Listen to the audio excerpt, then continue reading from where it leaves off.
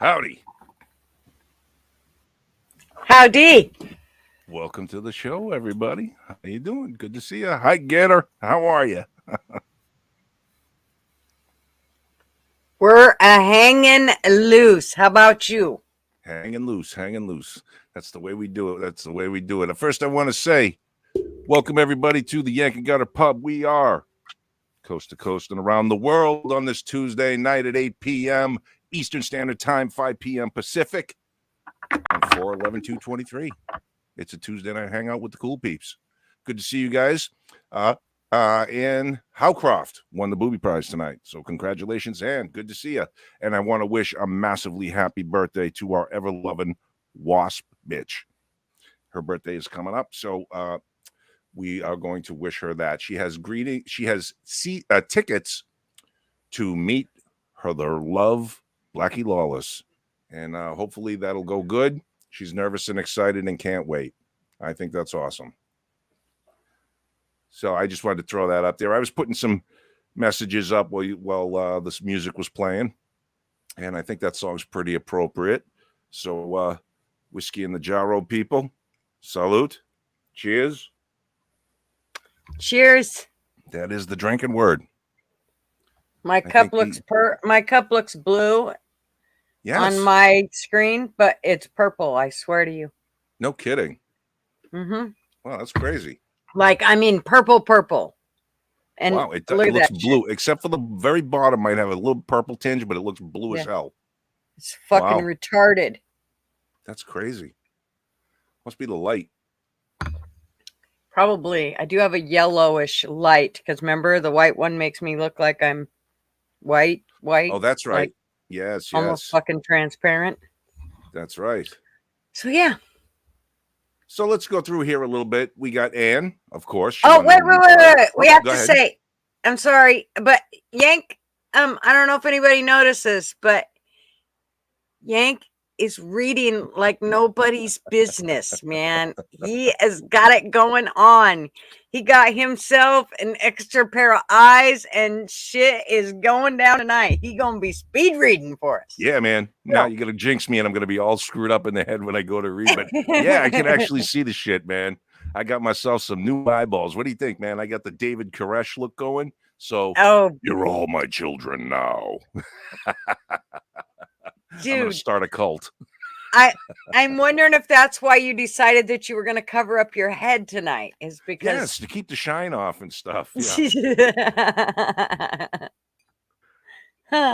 No, I may take this off. It's actually a little hot. I thought it was going to be cooler out. Man, we've got some beautiful weather going on here in Florida. There's a front coming through, so we've had, obviously, I bitch about it all the time, hot weather.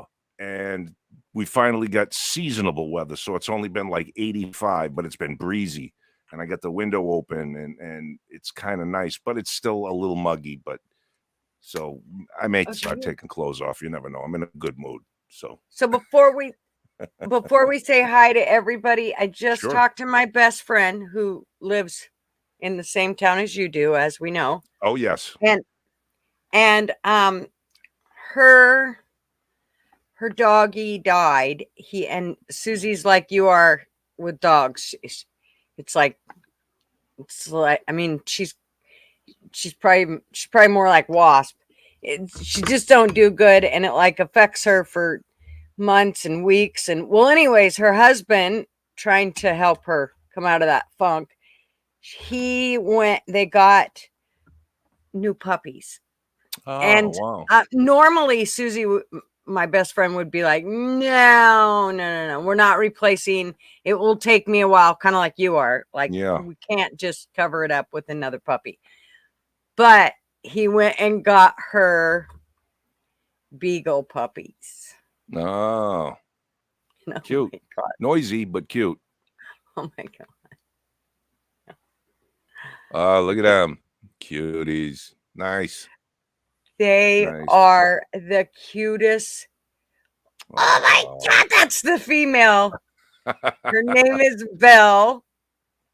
And then the other one, his name is Shorty, and she said he's an ornery little fucker and has tore up her arms. But He is liver and white, and oh my god, they are so cute. And you know me, I'm like, yeah, that's a cute dog over there. But and it's not that I don't like dogs, it's just that it's not my first thing. And so Right. but with her, it's like her ever living thing, and she don't have kids, so it's her kids, and Yeah, so yeah. she, anyways, she couldn't wait to tell me. She almost named the female after me. They were going to call her Jules because she said she reminds me of Julie, and so they were going to name her after me. And then her husband said, "Yeah, how about we name her Belle?" So, which is fine. I don't blame him. But, anyways, I was not quite sure. I mean, this is my best friend, and she is. I mean, to anybody else, I'd be like, "You're going to name your fucking dog after me." But with Susie, that's like a huge compliment. So, I mean, so, anyways, Right. it was quite funny. But That's cute awesome. babies. What's her name? Her name? Your friend's name? Sue. Sue. Congratulations, Sue. The Yeah. puppies are beautiful. I hope you're watching, and I hope they bring many years of joy to your life, because that's what puppies do, man. Puppy breath is the greatest thing in the world. And you know, I don't know whether I should mention it or not, but I hope everybody had a happy Easter. That those who celebrate it and those who cherish that's the special day that it is, to people of certain faith, it's fantastic. It was a little bit of a tough one, actually, because it was the first one, and you mentioned the dog. Mhm. So the day before Thanksgiving is when we had to put Big Boy down. So Right. this weekend was his 1 year anniversary, and it was weird. I was having dinner, and see, I still can't talk about it. I know. But I was having dinner, and I just happened to look at the clock at the exact time. Fuck. I wasn't even paying attention to it. I just looked, and it was like, and it hit me like that, and it was woof. It was, the wife looked at me, I looked at her, and she's like, I know, and I'm like, fuck, Yeah. But yeah, so congratulations on the puppies, man. Yeah. May their little wonderful yaps, and accidents all over the place, and all that stuff bring her love and joy and all the laughs that come with it. I hope it's wonderful. She told me the funniest story. She said, well, she came home from work today, and she came home before they worked together, but she came home before her husband did. And normally the puppies, they've had them for a few weeks. And normally when she gets home, the puppies come running out, and they're yapping and, barking, like, especially beagle puppies will. Yeah. But she said she couldn't, they didn't come running, but she could hear them. And so she goes trekking through the house trying to find them, and she finally finds them, and they're in the bathroom. They've shut themselves in there, and they are mad. She said so I'm talking to her on the phone just as she's opening up the bathroom door, and those puppies are going fucking ape shit, man. Oh, I They're can imagine. so mad at her because while she's trying to talk to me, they're still bitching at her. I mean, like the first probably 10 minutes of our conversation, we really didn't hear each other because all you could hear was the puppies just chewing the rag door. They were pissed off at her. So it was pretty funny. That is cool. Wow. Yeah, man. I love it. All right. Good deal. So we started off cool, man. And it just, I mean, to know that, I mean, like, Susie's one of these people that it's like, I almost know why she never had more kids. I call her Susie. That's how much of a baby she is. And I don't know how else to put it, but she's got a really, really, really, really soft heart. She was 10 times bigger than me. And I don't mean fat, but taller, bigger bone, everything. But she wasn't fat. But I was the hard ass, and she here, tiny little me. I was a hard ass, and she was like the easygoing one. Like, you could push her over almost. Like, one time she hit me, and her older sister, like, she treats us both. She's actually, her older sister's probably watching, but Susie won't be watching. But anyways, me and Susie got in a fight, and I mean, we were more like sisters and best friends, and so Susie, she hit me. She hit me. with a frying pan in the stomach, a cast iron frying pan. And we were only like probably 10 or 11. Well, then she so I hit her back. Well, mine hurt worse than hers because she was twice the size of me. And Mhm. so her sister, she beat the hell out of Susie because she hurt me. So that's how much of the baby I was. Even though I was the little asshole, I was the one that got like, I mean, not in this instant, but usually I was. Anyways, it was pretty funny. So That's cool. they were quite the friends to be able to grow up with because they were more like I was sisters gonna than friends. say, friends stories that last a lifetime, and you still have those friends. Cherish Oh. them because they come and go fast. You know, and Yeah. we're getting to that age now. And well, I am anyway, not you at 32 or No. whatever the hell you are. So I'm 39. Oh, 39. Okay, yeah, still a mess up baby. the Still a number. baby. I mean, shit. You probably got all your friends. You'll have me all confused. We got to stick with the right fucking number here. It's bad enough I had to change the fucking number. Oh shit. Yeah. Oh, So okay. it's definitely it's been pretty awesome. Just hearing about the puppies. Yeah. Very cool.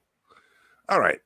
So let's do the quick. We got Ann, we got Wasp, we got Kia, we got Kate, we got Fly Crew, we got Justine, we got Amanda, we got Stevie W. We got Bobby Bacalino in the house. We got Donna from North Carolina or NC. I'm not sure. It could be North Carolina, I guess. We got Missy. Good to see you, Missy. Could be Naughty Chick. It could be. Let's see. We got Sherry from Canada. We got Black Sheepdog, Tony G. We got Blunt Man. Of course, we have our link. You pinned that? I pinned it already, pinned? I think. Is it pinned, you are guys? on the ball. You are on the ball. Yes. Who else we got? Earringless. Oop. I'm pushing buttons. Nothing's happening. Okay. Ooh, push my buttons. Missy said this sounds shitty. I don't know what sounds shitty, but okay. Oh, what this sounds song shitty? sucks. No, they're not liking the song. Must have play Black Dog. I almost did. I bet we got GZ Howard was a fighter as a Howard kid. I was. McInch. We got Blunt Man said he bets I was a biter, and he could not be more right. So were my kids, big biters. Howard McGrinch is in the house. I don't know who that Howard. is. Or McInch. McNinch. How do you pronounce that? Howard McNinch. Okay. Nice to see you. Thank you for coming. Welcome. I don't remember that name before. Yeah. Yeah. Howard, we always like to ask how. I'm like, did you just find us, or did you come from Rick's channel, or did somebody turn you on to us, or what? Yeah. We're just curious. We always like to know how you got here, just because it's kind of cool to see if we're all connected through somebody or something. Anyways. Yep. We also answer have when you want, Howard. We also have an Eric Mings in the house. Nice He's to been meet here you. before. He has? Yes.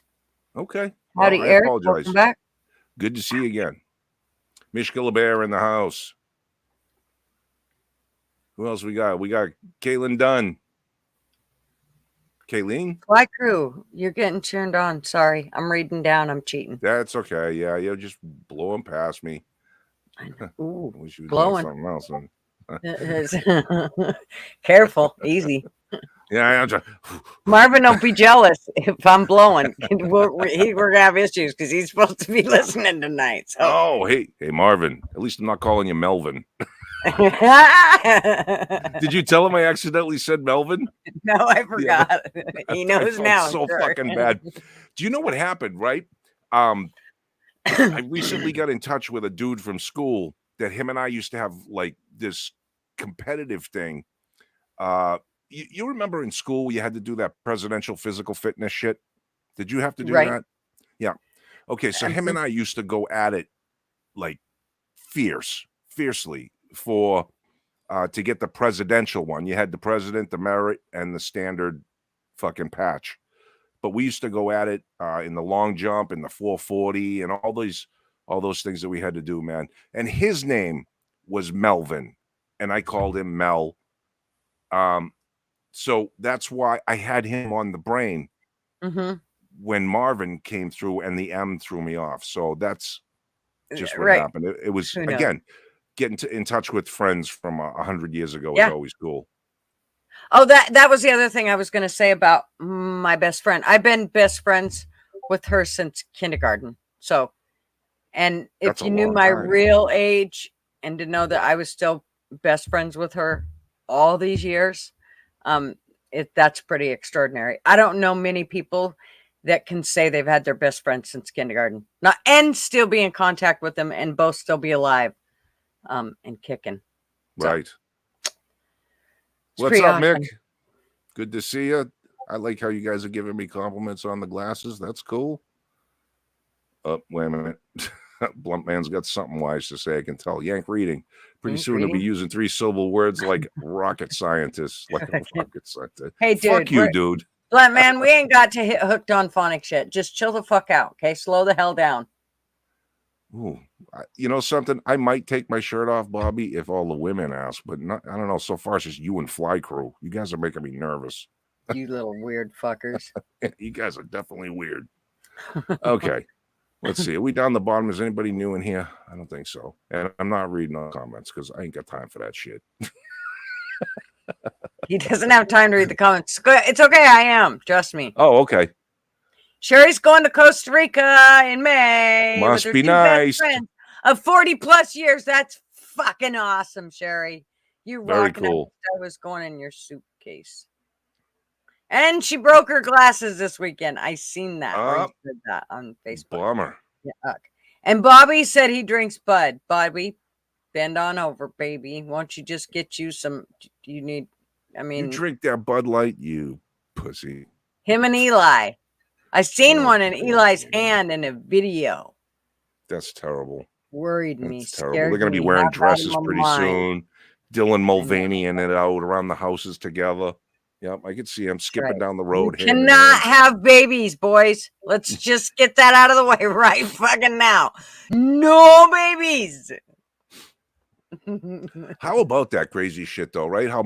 Why are they pushing this trans person, sorry. So hard, though. Seriously, why is that person getting such a, if it was wrestling, they'd be getting a championship belt push to become the next big thing. I mean, that person was at the White House. I think that was the person that was at the White House.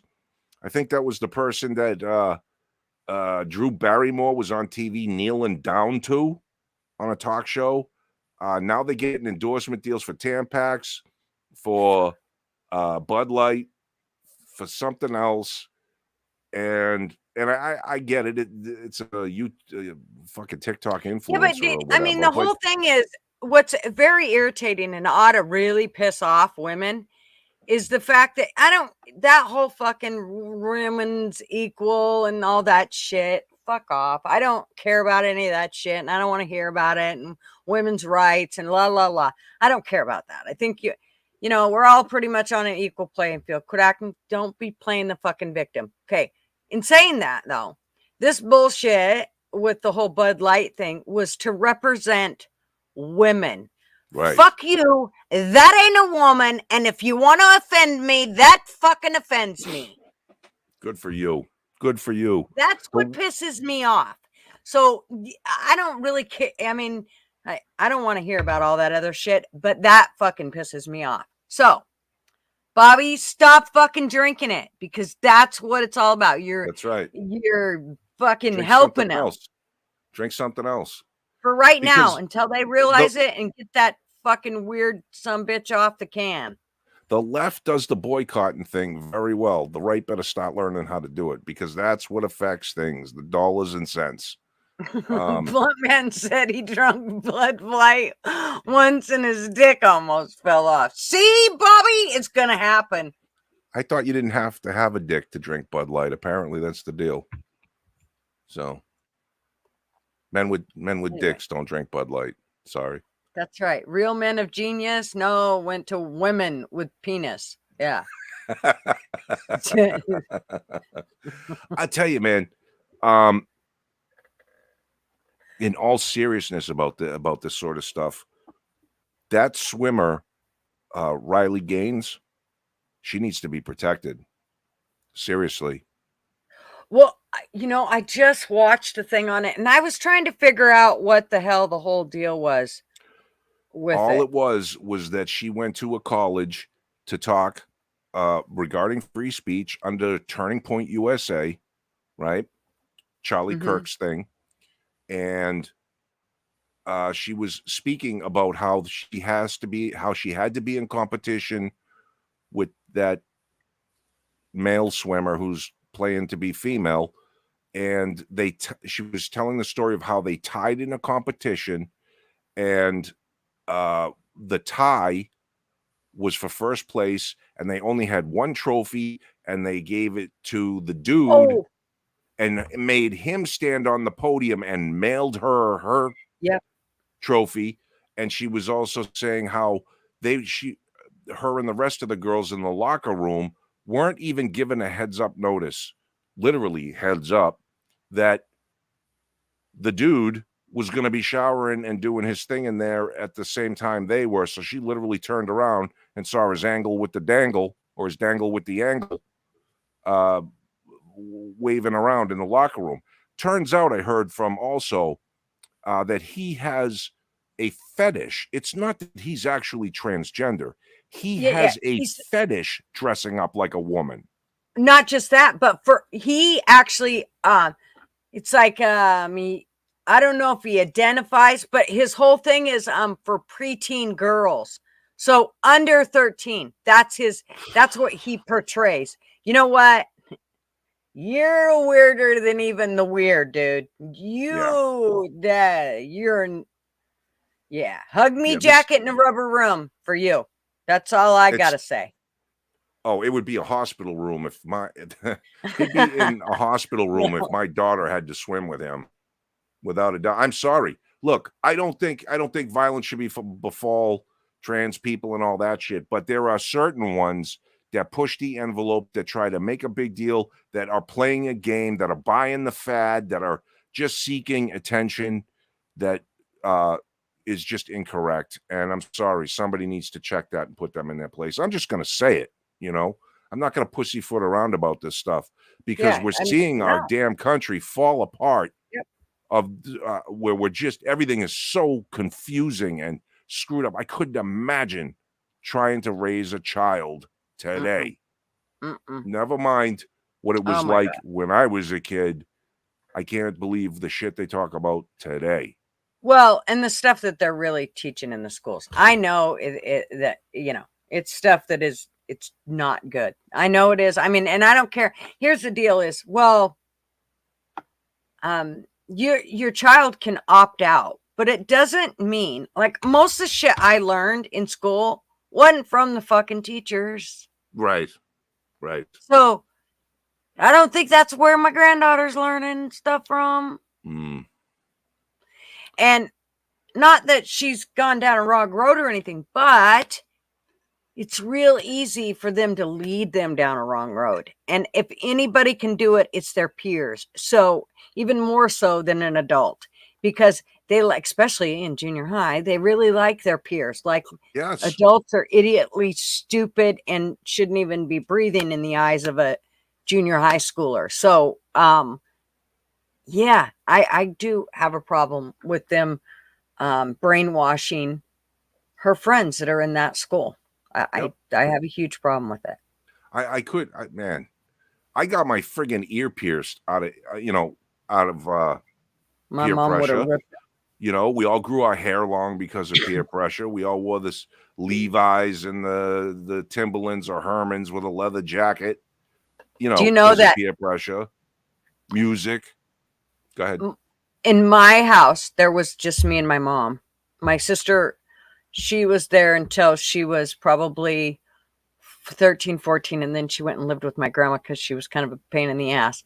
Anyways, and so she lived with my grandma and grandpa, and my grandpa Lonnie, he had no problem sticking his foot in her ass when she needed it. So, um, me and my mom was the ones that always lived together. But any guy that I hung out with, and I had tons of guy friends. I probably have more guy friends than I had girlfriends. And if any of them had their ears pierced, like if they went and got their ear pierced, they did not wear it in my mom's house. And they knew better. First of all, I had my cousin who thought he was going to get away with it. He come walking in the house and was all cocky and went walking by my mom, and it was actually a loop. And my mom, he walked right by my mom, all cocky and shit, and she just reached over and took that fucker right out. And it wasn't like these that are really easy to pull. And it was just a and little. Oh yeah, that fucker didn't come out. It ripped his ear. Yeah, he didn't wear earrings around my mama no more. Not even post. He was like, And so any guy friend that I had before they came in my mom's house, they just knew. And my mom was 5 foot nothing. So there wasn't a whole lot to her, but you just didn't go in her house with an earring on if you were a dude. You did not do it, because she would rip you a new asshole. It will, or rip your ear out. One of the two. She didn't give a shit. So, So that's how my mama played. David S. made a comment of "suck my tongue," which brings me to: did you see that video with the Dalai Lama and a little boy? I didn't finish watching it because it kind of creeped me out. But the Dalai Lama. Now I don't know much about him, but I have seen and listened to a few things from this man and what he's supposed to represent and stuff. And I've always kind of liked the Buddha kind of stuff, Right. But unfortunately, he looks like he was asking a little boy to suck his tongue. Like the little boy was in front of him and they gave him a kiss on the forehead and they were kind of playing. And then the guy sticks his tongue out. And you could see him say something like "thuck on my tongue," you know what I mean, kind of thing. And I didn't see if the kid did, because I turned it off. I didn't want to see it, but I was very depressed about it. Who knows? I mean, he's a pretty creepy guy if that's the case. But we live in a world of creeps. So I just wanted to, David, I saw your comment there, and no, I would never have plugs. Fly Crew, those are the grossest things ever, man.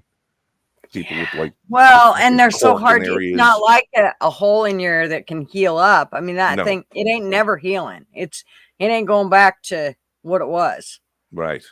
Yeah. Ew. And just the thought of how it gets there, that whole rotting of the flesh as it basically makes a bigger hole. I can't. You ain't constantly stretching it, and no, I can't. But my aunt was a tattoo artist. My aunt, the same mom that would rip earrings out of my dude friend's ears, her sister is a tattoo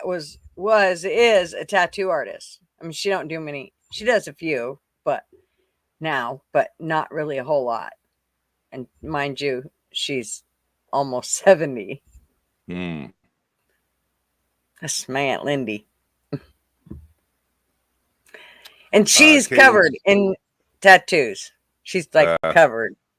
Yeah, I'm not a fan of that, man. I don't like women with a ton of tattoos. I don't mind a couple if they're strategically placed and pretty, but sleeves and under bra ones and leg ones and shit on your face and your neck. My aunt will actually, I mean, even though she has them on her leg, they're not so much on her arms. They're on her legs. She will basically refuse to put tattoos where she doesn't see that. Like, if she doesn't think it's a good idea, or if she doesn't think it looks good or anything, my aunt's very picky. She's like, no, I ain't doing that. I ain't putting it there. I'm not. No, forget it. I ain't doing it. So she's very picky about it, but she can be now that it's not necessarily her livelihood. But yeah. Caitlin says she had her tongue pierced for 15 years or so. Oh, motherfucker. I hate that. I hate women with the tongue piercing because they always talk so stupid. They sound like Mike Tyson. Well, So I can't stand it. And I just want to say real quick, Blunt Man, I've never met a woman with a tongue ring. I mean, you seem to think tongue rings are amazing, but I from never what met I a woman hear, with a tongue ring that was really, really good at it. Because I mean, maybe you got a little thing. They got to really open their mouth up, and I fill them up. So there ain't room for a ring. Just saying. well, no, it's not a ring; it's a ball, I know and what it it sits is. on the top of their tongue. Yeah. So as it's going there, from the sound, from what I hear, it's quite the Sound like experience. experience has been a good teacher for you. But I would never. There's no way. Ho ho ho. There's no way I'd even think about sticking anything on my hoo ha. Hiya.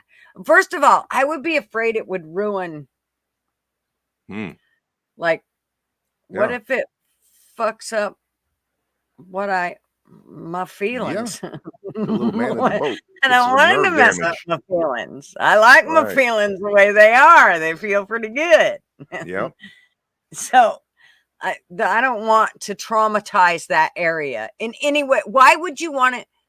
Why would you want to traumatize that area? Answer me that, Kaylin. I mean, when you did it, did you think of like, oh, that's going to hurt? And what if it, like, oh, you didn't have that done. You had your tongue No, done. she had the Sorry, tongue. Annie. Sorry, She had Ann. the tongue. I'm sorry. I will say I did pierce a nipple. I think I mentioned that on this show before. I did. That was probably the early 90s. And I just did one. And while it was still healing, I wore a sweater. I think it was like Christmas time or something, but I didn't have a shirt on underneath. I went to take my shirt off, my sweater off when I got home, and it hooked a little barbell. So it gave it a kind of little pull and a tear. And so I took the thing out and it healed. But ever since then, that's the only, I'll be honest, like my nipples are nothing. I mean, they're just, might as well be my elbow as far as sexuality. But this one that I pierced, this one, if you play with it right, it gets a little excited. I'm not going to lie. It feels pretty good. So I don't know what the piercing did to it, but it did something. Or maybe it was the bullet. I don't know.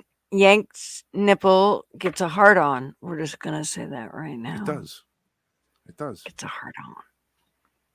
All right. Well, it gets very hard.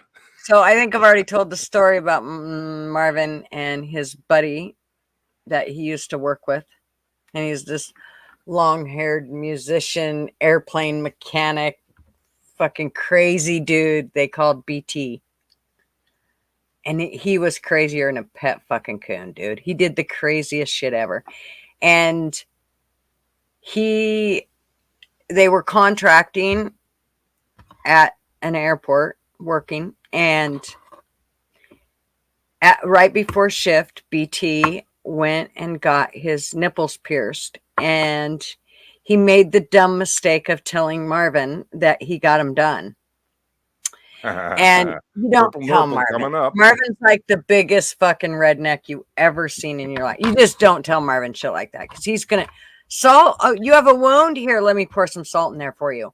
Sure. So they're working on an airplane, and BT's up overhead working his little heart off, and he's just got a t-shirt on, and Marvin's standing right across from him underneath the aircraft, and he's got a bottle of 99% isopropyl alcohol.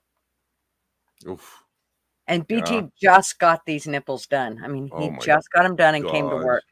And he did the dumb mistake of telling Marvin. And Marvin sat across the way and squirted him with the isopropyl alcohol in the nipples. And of course, Marvin said he squirted it a couple times, and he just did one nipple, and BT didn't really say anything because it kind of wasn't touching it, as he had his arms up, it kind of was lifted away from his nipples. And so Marvin, he goes and he squirts the other nipple, and he still doesn't scream or anything. So he goes to go back to the other nipple, and just about the second or third shot again on that first nipple that he had squirted, BT felt it, and all of a sudden it was, yow! And I mean, the whole fucking hangar heard it, and he was dancing around, and I mean, he had the wrench in his hand, and he's dancing, and he's trying to get his shirt off, and by this time, both of his nipples are on fire, and Marvin is fucking dying, and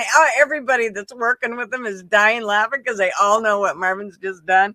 And oh yeah, it takes Marvin to tell a story, but it's pretty funny fucking shit, man. Wow. I mean, especially if you knew Wildman BT, it was a funny shit ever. I think something like that. Like I've got friends that are like that do shit like Marvin. Oh my god! And I gotta say, I've had a couple of them where they've gotten punched in the nose for shit like that. Oh, I'm just saying. Oh, Marvin was that's me. trash. I'm just saying. You know, I got friends. Marvin was extremely quick. Trust me, he was in. He could have took BT down and beat his ass back then. I So there understand. wouldn't have been a chance in hell. I understand. Well, then there's the motivation to do something like that. Yeah, I would have done that. But it was still funny. I mean, I'm telling you what, and BT loves to tell the story. He used to love to tell the story about it. It was funnier and shit. They all, it was all in good fun. But oh my god, it was fucking hilarious. And Amanda, did you see that she said she was covered in tattoos and she has a tongue piercing? Yep. And Bobby said it's hot, but Bobby will not elaborate on that tongue piercing. Bobby, I mean, she has the tongue piercing, and I'm gonna assume that you know what that tongue piercing feels like. Her tongue piercing, meaning. And so you could elaborate on whether that's true as to whether it feels as good as they say it does. Yeah, I'm with you, Bobby. Bobby says, I don't like pierced nipples. If I wanted to juggle BBs in my mouth, I would have had lots of money at Walmart. Okay. I just don't like titties that taste like keys. Fuck that. Like I heard ring. It can fuck with the sensation of your nipples too. Like it can actually make it work, like numb it or. Well, I don't know about. Well, my experience, no. Right. Exact opposite, but it could, I suppose. Bobby said he don't kiss and tell. You suck dick, Bobby. Just fucking say it. Tell, apparently. Amanda, how about this, Amanda? Amanda, what was Bobby's face like when? How about that, Amanda? You answer that. Bean T won't kiss and tell. I got a friend of mine down here in Florida. He's originally from Ohio, and sometimes I mean, I know he likes chicks. But he's a little younger than me. He's probably, I'm going to have to say like 44, something like that. So he's like 10 years younger, somewhere around there. And he's got a belly button ring, a belly tattoo, and he's got his tongue pierced. And I think he has like a little kind of almost like a tramp stamp. I don't know what the guy's deal is, but I'm like, dude, you need to figure out what the fuck side of the fence you're playing on, because you're throwing off all kinds of wrong signals, guy. I said, you got to do something. Figure out. I said, first of all, lose the tongue ring. Second of all, lose the belly ring. And I don't know what to do with them tattoos, but don't ever take your shirt off in front of me again, because it's highly uncomfortable. Maybe he wanted you to see his shirt off, Yank. No. He's into chicks. There's no doubt about it. He's into chicks. But I don't know if he's into other shit too. But whatever. That was so whatever. He's a good guy. He has his nipples pierced. He has his tongue pierced. He has a tramp stamp. And what else? A belly tattoo and a belly button ring. And a belly button ring. And you think he's straight?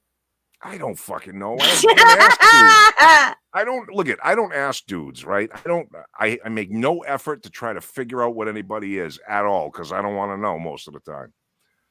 But I know that he likes chicks, because he's been married, lives with a chick, you know what I mean? The whole 9 yards. I mean, he's a good guy. He's a guy. He's not some wallflower guy. But I'm just saying, like, Like, what would I think it's the age thing. I think there was that weird time, how old is he? maybe. Like I said, he's like 44 or right around there. 44. So he came up a little bit after me when okay, because like when I came up, it was one ear. You got one ear pierced, one earring stud, right? Or you got the little gold loop. Then everybody started getting multiple punches, and I got a couple. Then they went 2 ears, and I always thought that is a little gay because you're not supposed to do this ear because that makes you gay. Then they started doing that. Then they started getting like weird tattoos and shit like that. Then they started nose ringing and tongue ringing and other shit. And I'm like, what the fuck? So, and the belly button ring things. I don't remember guys getting whatever. I mean, who knows? Maybe he's got more piercings that I don't know about. You know what I mean? I don't know. I never asked. Missy said it's not an age thing. It's a gay thing. I agree with Missy. It is a fucking gay thing. I think so too, but hey, it is what it is, right? Okay, well, he's Amanda never said looked at me and my Gigi- ass has never gotten hot, so Yeah, well, no. just That will careful never bending happen. over in front of him. You feel a little ratty tat tat back there. You know what's going down. Oof. No. And it ain't a Bud Light. No. Oh, it probably isn't. Does he drink Bud Light?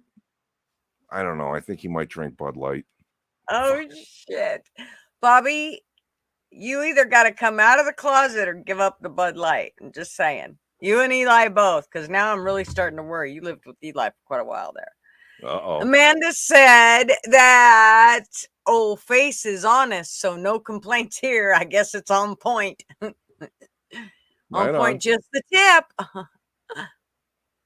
Right on. Oh, Hal's in the house. What up, Hal? Howdy, see ya. Hal. Blonde hair, blue eyes, naked boobs and butt just brought me a Reese's. I love my life. Right on. Nice. Care to share pictures? And not a fucking wrinkle in sight either. You totally suck, dude. That's so fucking. Oof. He must have this slog that like goes on for days and can just fucking, I don't know, lasso the chick. Because Who? how? Oh, I don't know. Like, like Linus does with his blanket. Just drags it around through the dirt. He just whips her up and slings That's her fucking around. funny. Come here, baby. Hey, boy. It's, Missy said you got to rethink your friends. Nah, listen. I don't care what people, like I said, I don't care what other people do. It's when you're trying to push that shit on other people. Like I don't feel any kind of need whatsoever to tell people, hey, I'm heterosexual. I like women, blah, blah, blah. I bang this many chicks in my life. I don't feel any need to do that, right? In joking, I will, but not as a matter of my identity. I don't do that shit. I don't care, and I don't care what other people do behind closed doors. Just don't be so, I don't pushy about it, I guess. This is the kind of the thing that bugs me. Yeah. I've already stated exactly how my feelings about the whole thing, and we just won't. I mean, there's no sense of fucking beating the dead horse. We already know. I think it all started there. But that's just my fucking opinion, and we know what opinions are about. So I need some more coffee. Oh, no. That means I got to run this fucking thing? I'm busy. What the fuck are you doing? You over there? Light the cigar. He's rubbing the tip, you guys. He's heating up the tip of it. Yeah, you got to slowly heat it up because if you don't, then you burn the tobacco and you get that taste and it's no good. But you can't spit on it either. Drink. I got a drink, but I need some coffee and then I can put some of my Mishka Baileys in it. Ooh, okay. Go get some coffee. Okay. I say you stop making a pot though next to you. Well, I was actually going, maybe I'll go out there and make one now and then, yeah, that's what I'll do. And then I'll have to go out one more time just to fill it. But Then I won't have to go out again I got you. to fill the thermos. So David S says, man with a belly button piercing is questionable as fuck. Well, so's a man with 2 nipple rings, which I think Dave admitted to earlier. But, you know, hey, to each their own, Dave, bub. you have nipple rings? He had Do 2. you like put I don't a know if he chain still on does. each one of them and like wear it like a necklace, or what do you do with that? Do you let her like stick chains on your nipples and drag you around the bedroom, or how's that work? Here, you wait. could be Answer fun. me. Answer me, and I'll go make coffee. You can tell me when I come back. I need the energy. Talk dirty to me.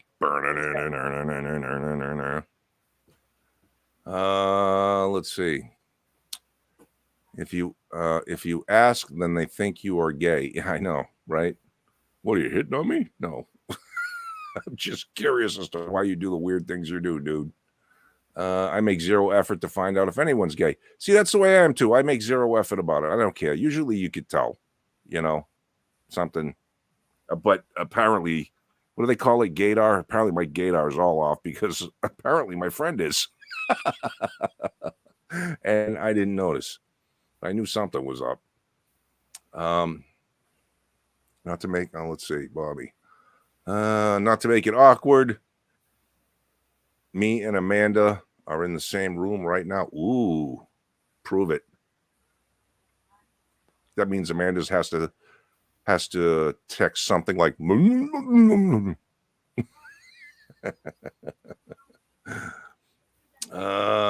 Wasp. No, men don't get tramp stamps. I don't think it's really like a tramp stamp traditional thing. I think he just has a tattoo somewhere low on his back, which is odd.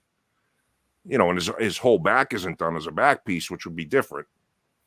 But I just remember one day being like, what the fuck, out of the corner of my eye. So, whatever.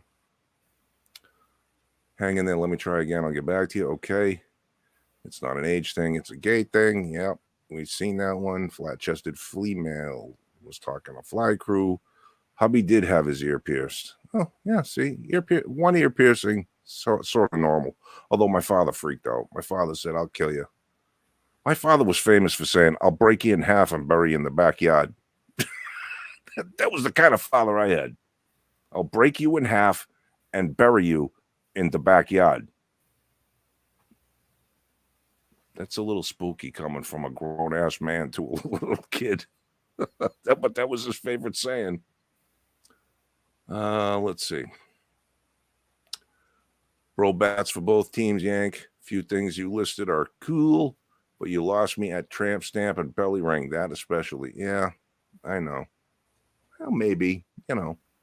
Whatever, man. He don't bother around with me because he knows that's gonna go nowhere. So now try to find it around. Yeah, okay. Yank, you gotta rethink your friend.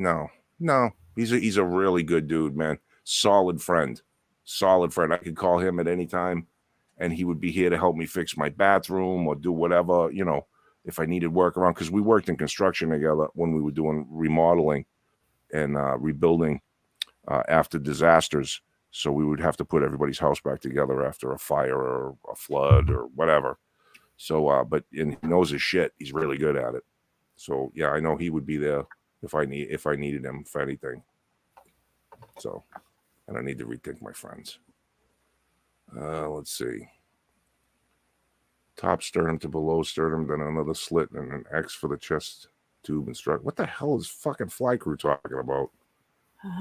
Top of sternum to below sternum, then another slit and an X from the. Oh, he must be from chest tubes and structures. He must be talking about an autopsy. That's what it sounds like, because they give you that big Y cut. No. Fly Crew, are you talking about tattoo you have? Like, is that a scar? Oh, I know what he's talking about. Yeah. Okay. Yeah. Gotcha. I not my business to talk about, but I do know. Okay. Well, drink. Fuck Cheers. that. He set that can of worms open. Now talk, Well, bitch. He can type it out. That's what I mean. Leave the kids alone. Agreed. It all started with you make my wedding cake. Yeah, that's one of them. It's called meth, Gigi. It all started with let me stick my dick in your butt, dude. That it all started there. Now let's be honest. Let's go back, because that's when all the funky shit started.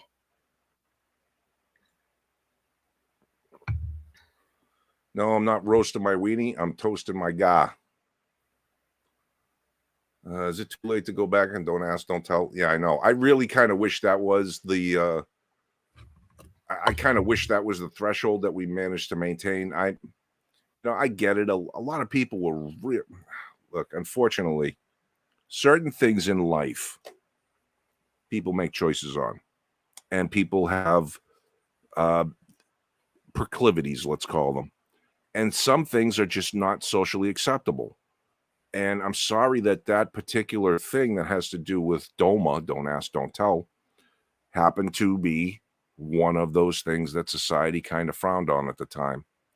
And I understand it caused a lot of people pain to live sheltered and hidden and felt as though they were horrible people, because that was the general sort of vibe that was put out there. Now, I don't necessarily agree with that. I have known some pretty decent gay people in my life that I think are nice people. But now it has blown a little bit out of control in the sense of it's look, man, I got upset when during St. Patty's Day in Boston, they wanted to have their own group in the St. Patty's Day parade. I'm like, what does being gay and St. Patrick have to do with anything? I don't understand why they want to march and everything. And that was a big, huge deal. And I got the okay to do it. And that's when I stopped going. That's when I stopped having anything to do with St. Patty's Day and all that kind of shit.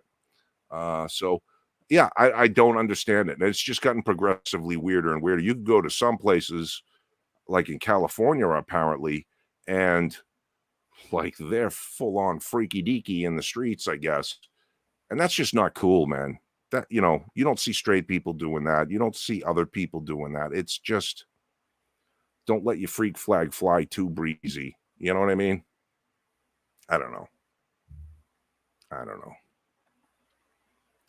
It all started with marriage. Well, yeah, maybe. I think I've been stifled long enough regarding my opinion on it. And I think everything has shown, first of all, when you start talking about trannies, usually if you're talking about them, they're gay one way or the other. They're it's just, so that's why I say I believe it all pretty much starts there. So we see it all the time where, they have the huge issues, mental issues, because they are, and it's all, it's so fucking obvious to me, but yet we just keep covering it up with that's not politically incorrect, and you can't say that. You can fuck who you want. Okay, well, then right on. Here you go. You can keep dealing with all the shit that we're dealing with. Go ahead, because it's only fucking it went from a little tiny snowball, and now it's a huge fucking ball. Keep going. Go ahead. Keep fucking feeling that way. That's my problem with it. I'm not going to. The minute that I went, okay, well, I don't care how, because I tried to go, I don't care how you feel. You just do whatever it is. It's your thing. You love who you want. You do who you want. Da da da da da. As long as you don't involve me.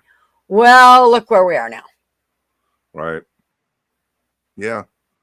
It's the creeping march, right? That's what we all need to worry about. That's what a society has to be aware of. I believe in the idea of individual freedoms. I believe in that, right? I'll give you, for instance, okay, to even get off the whole gay thing, bring it up to another topic that I'm now seeing a complete flip reversal going on because the Roe v. Wade stuff was overturned. Now I'm starting to see states make laws that are a little bit, I'm thinking, all right, maybe you need to cool your jets a little bit. I understand you're all excited about being able to impose some restrictions on things and stuff, but now some of these laws, especially there's one here in Florida where it's like 5 weeks or some shit like that. Now they want to bring it down to it, and they want to get rid of the day after pill or morning after pill. I'm like, okay, now we're creeping the line. We're moving the goalposts, right, to where it actually really wants to be. The left wants to be full freaky. The right wants to be full lockdown. Kind of thing, on certain issues, let's say, not on everything, and not in general, but yeah. So we have to be vigilant as a society, and the middle needs to maintain. The middle always needs to be the middle to keep the extreme sides from pulling the country one way or the other, and we're losing the middle. That's the problem. We're losing the middle class. We're losing the middle morals. We're losing the middle ground. Everybody's starting to join camps. And it's getting dangerous. And things are going to go south pretty soon, which is one of the things that we wanted to talk about tonight. With so far as the government is concerned, the government doesn't even think you're worthy of, your own finances, for Christ's sake. They think they know better. That's right. How you should spend your money and what you should be allowed to notify them as to how much you spent and what you spent it on. There's no anonymity in your account. That's bullshit. But are we proving them right or are we proving them wrong? I say in some respects, we're probably proving them right. The way we act in general as a country, the West, we're fucking all over the place. How do you guys feel about that? Do you feel like there is maybe a little bit of truth to that? That we're not exactly setting a very good example as a unified country, as a people who can take care of themselves, as a people who can make good decisions on things. I kind of think we're acting a little fucking funky monkey. Well, I can't believe that's what the Republicans are worried. We got a million fucking different things going on, and that's what you're fucking worried about? Yep. Yeah. It's all a fucking game. It is, which is exactly why I say it's time to fucking clean house and clean the slate. Not clean house. We're talking the whole fucking slate. And nothing gonna change until it happens. Nothing's gonna change until people make a change. That's right. And the boogaloo needs to happen. And I don't mean that in the sense of one side versus the other. I think kind of both sides have some pretty good arguments against the government. I really do. I think in things like, okay, let's talk about the January double free day that happened. I think there was a golden opportunity there that was missed. I also think another golden opportunity for unity that was missed, and the proper target getting in line, in sight, was some of the Black Lives Matter stuff. To be quite frank, we watch that friend of ours on the other channel and constantly do the videos, earning hate, earning donut. There's very few donuts going out. A lot of hate.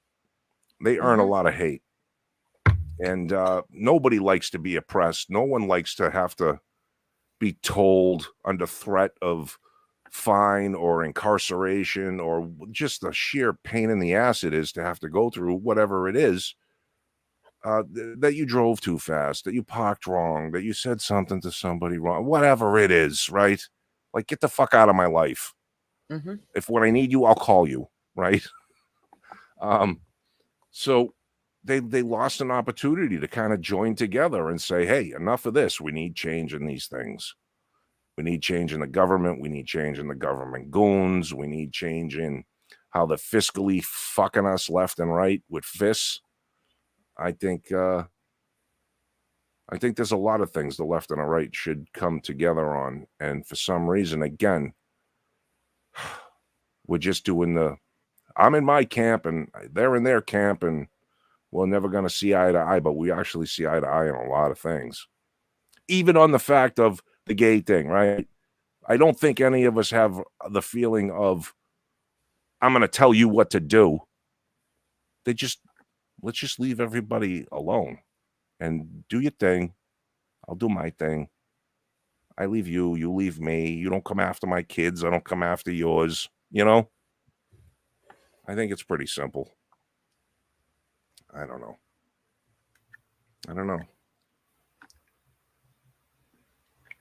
But this digital currency thing is bad news. That AI thing, I think it was Chat GPT that they fooled the EU central bank president or commissioner or whatever you want to call her, to sound like Zelensky from Ukraine on the phone and actually asking coherent questions and knowing when to stop talking and knowing when to go while she talked is super scary all by itself, that it fooled her. And we got some big problems coming down the road with AI. But also the fact that central bank in EU has already implemented or is got the plans in place for that central digital currency, and how they're going to implement it, and that you can only spend X amount of dollars cash. And after that, you're in some kind of gray market, which is almost like the black market. So they can then, if they catch you, they can fine you and possibly imprison you for buying over $1,000 worth of whatever. It doesn't matter. You could say bananas. And, just nope, you can't do it. You got to use their currency shit. And then, like you were talking about, Gutter, blow through a red light or do something wrong, get caught on camera, the government sees you, they just reach into your shit and take your money out. Yep. You can't go shopping on Tuesday. Yeah.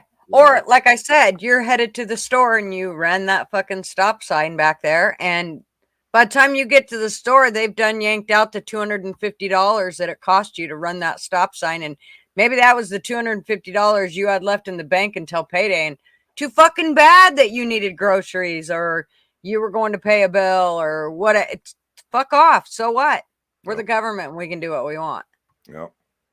Agreed. And so, which brings us to what Yank and I was basically kind of based the show on today, which was regarding, gold. And I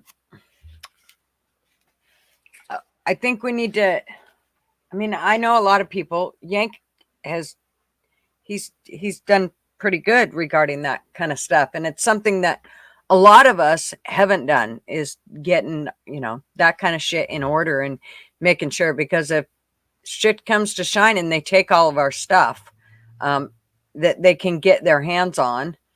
And to most people, that's everything.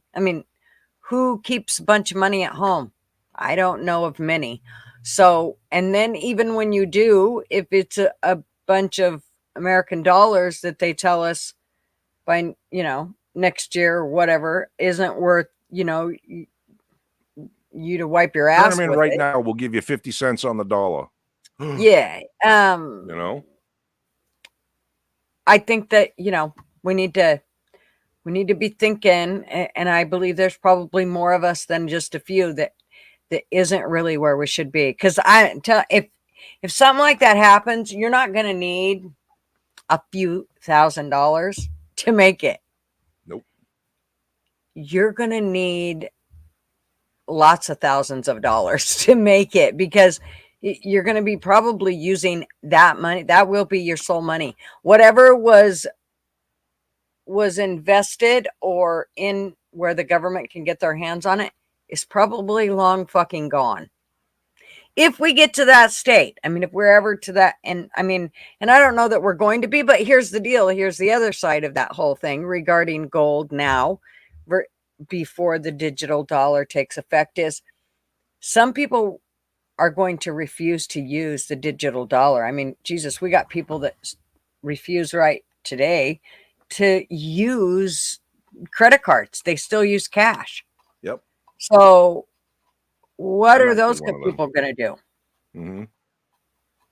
Yeah, I personally, we have credit cards. The wife kind of likes to use credit cards when buying things like gas and some things like that, because of the skimmer problem. If you put your money in and it's skimmed, if you use your credit card, you actually get your money back. Whereas if you use a debit card, you're screwed, or only a certain percentage. But I personally, if I don't have the cash in my pocket to buy something, I don't buy it. I just don't. I got Yeah. credit card and I got debit card, but if I don't have the cash in my pocket, I don't buy it. See, And I got to a point where I literally never carried cash. It was like, oh shit, I don't have the cash, because I would just pull out our debit card. We use our debit card. That's what we don't use our credit card a whole lot. We do have one, but we really don't use it because, I mean, it just teaches bad habits. So we try to stay away from that. But our debit card is different. It's just like having, a checking account. And so it was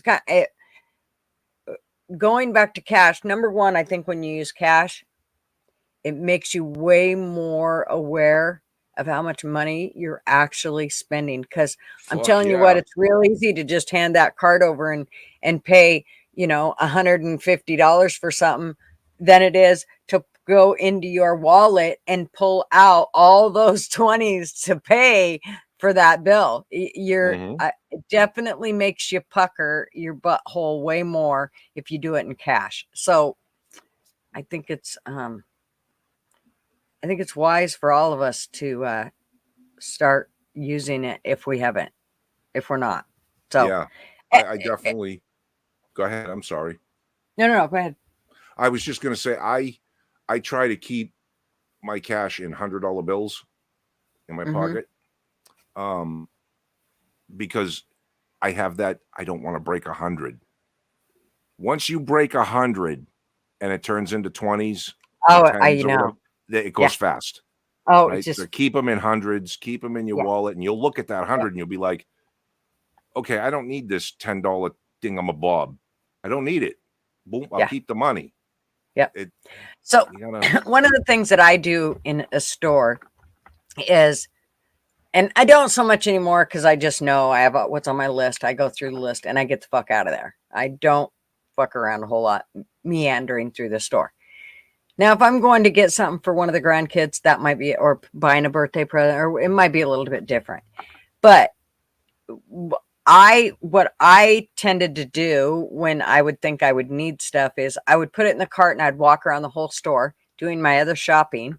And by the time I got through the store, I had talked myself out of whatever was in the cart that shouldn't have fucking been in there in the first place. So that's kind of how I did it for me and it actually taught my kids too. But usually by the time we'd get through the store, my kids would go, oh, Mom, if I have you buy that, then I'm going to have to go do this and I'm going to have to go do that for you. And then you fuck it. That sounds like big pain in the ass. And I don't really need that, baseball because I've got 17 others at home. I just really like the fucking looks of that one or whatever.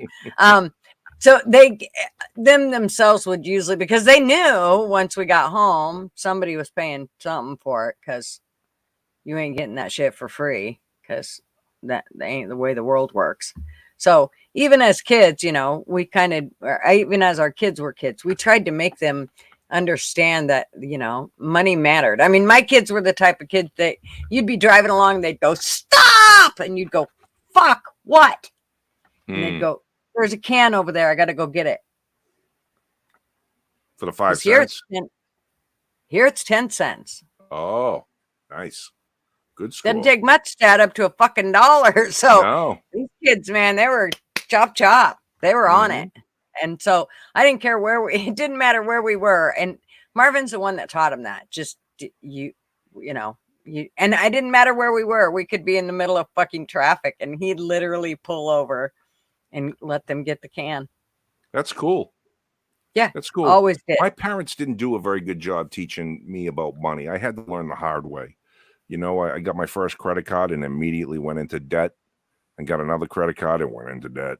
Got another credit card, went into debt. And I was never really good with money for the longest time. And then something happened in my life and I had a lot of money. And I listened to a woman. And that was the last lesson I needed to learn about money and that it needs to stay in my pocket. Mhm. But I wish somebody had done a better job teaching me how to deal with finances. But my parents were terrible with theirs. That's Mhm. something that should really, really, really be taught in schools, in my opinion, is not, and not just here's how you balance a checkbook and here's how you make a budget. Literally put them in some stressful decision making processes about buying things they think they need versus things they don't and really need, and work on budgets that way and how earning the money and make them do, I don't know. I don't know how you do it, but that's what that's something that is in desperate need is people need to Well, learn how to financially be solvent. I think the even bigger thing is when you have kids, you need to realize that you don't just let them grow. When Hmm. people go, "Well, we just let our kids grow up." Well, I can't imagine why they're such little fuckers. So, and not that by no means, I was not the great fucking parent, by no means. But I do think that there are so many things you cannot um, let your kids just get by with. And because if you do in the end, it will not only bite you in the ass, but it will surely bite them in the ass. And they may not look at you right then as a dumb shit, but I will guarantee you that later on when they have kids and they're trying to raise their kids and they're going, well, why in the fuck did you let me do that, mom? Are you Hmm. nuts? So, which my kids didn't say that too many times because mine were more like, why didn't you let us do that? So, um, uh, I just think that you really have to think about how you grow your kids up. And one of the ways that you do is things like stopping and picking up cans or, not just going and buying new things all the time and that sort of thing. Our kids learned that, I mean, Marvin, he bought used rigs and then they would get used for another 300,000 miles. So we didn't just we didn't just quit and we didn't just go buy new all the time. Hmm. Um it was just a few years ago that I got a new washer and dryer because the washer and dryer that I had was my mom's washer and dryer before she passed away. That she bought rent to own, mind you. But instead of just getting rid of it when she passed away, I kept it and said, Yeah. okay, well, when mine expires, I'll just throw this one in. No sense of buying a new one. I mean, there was nothing wrong with it. It's a fucking top loader. I hate front loaders. I think they make your clothes stink. Don't That'll be an argument. That'll be a whole live we can go into. But um, so just different things like that. That we don't just buy just to buy. And I think if you do that all the time with your kids around, they will learn that. I mean, yes, when they first get out, they go and they blow all kinds of money, but then they start to realize, oh fuck, Yeah. I got to pay bills and son of a bitch. Now I've got credit cards and now I've got this and now I've got that. And whoa, maybe I better chill the hell out. Yep. Agreed.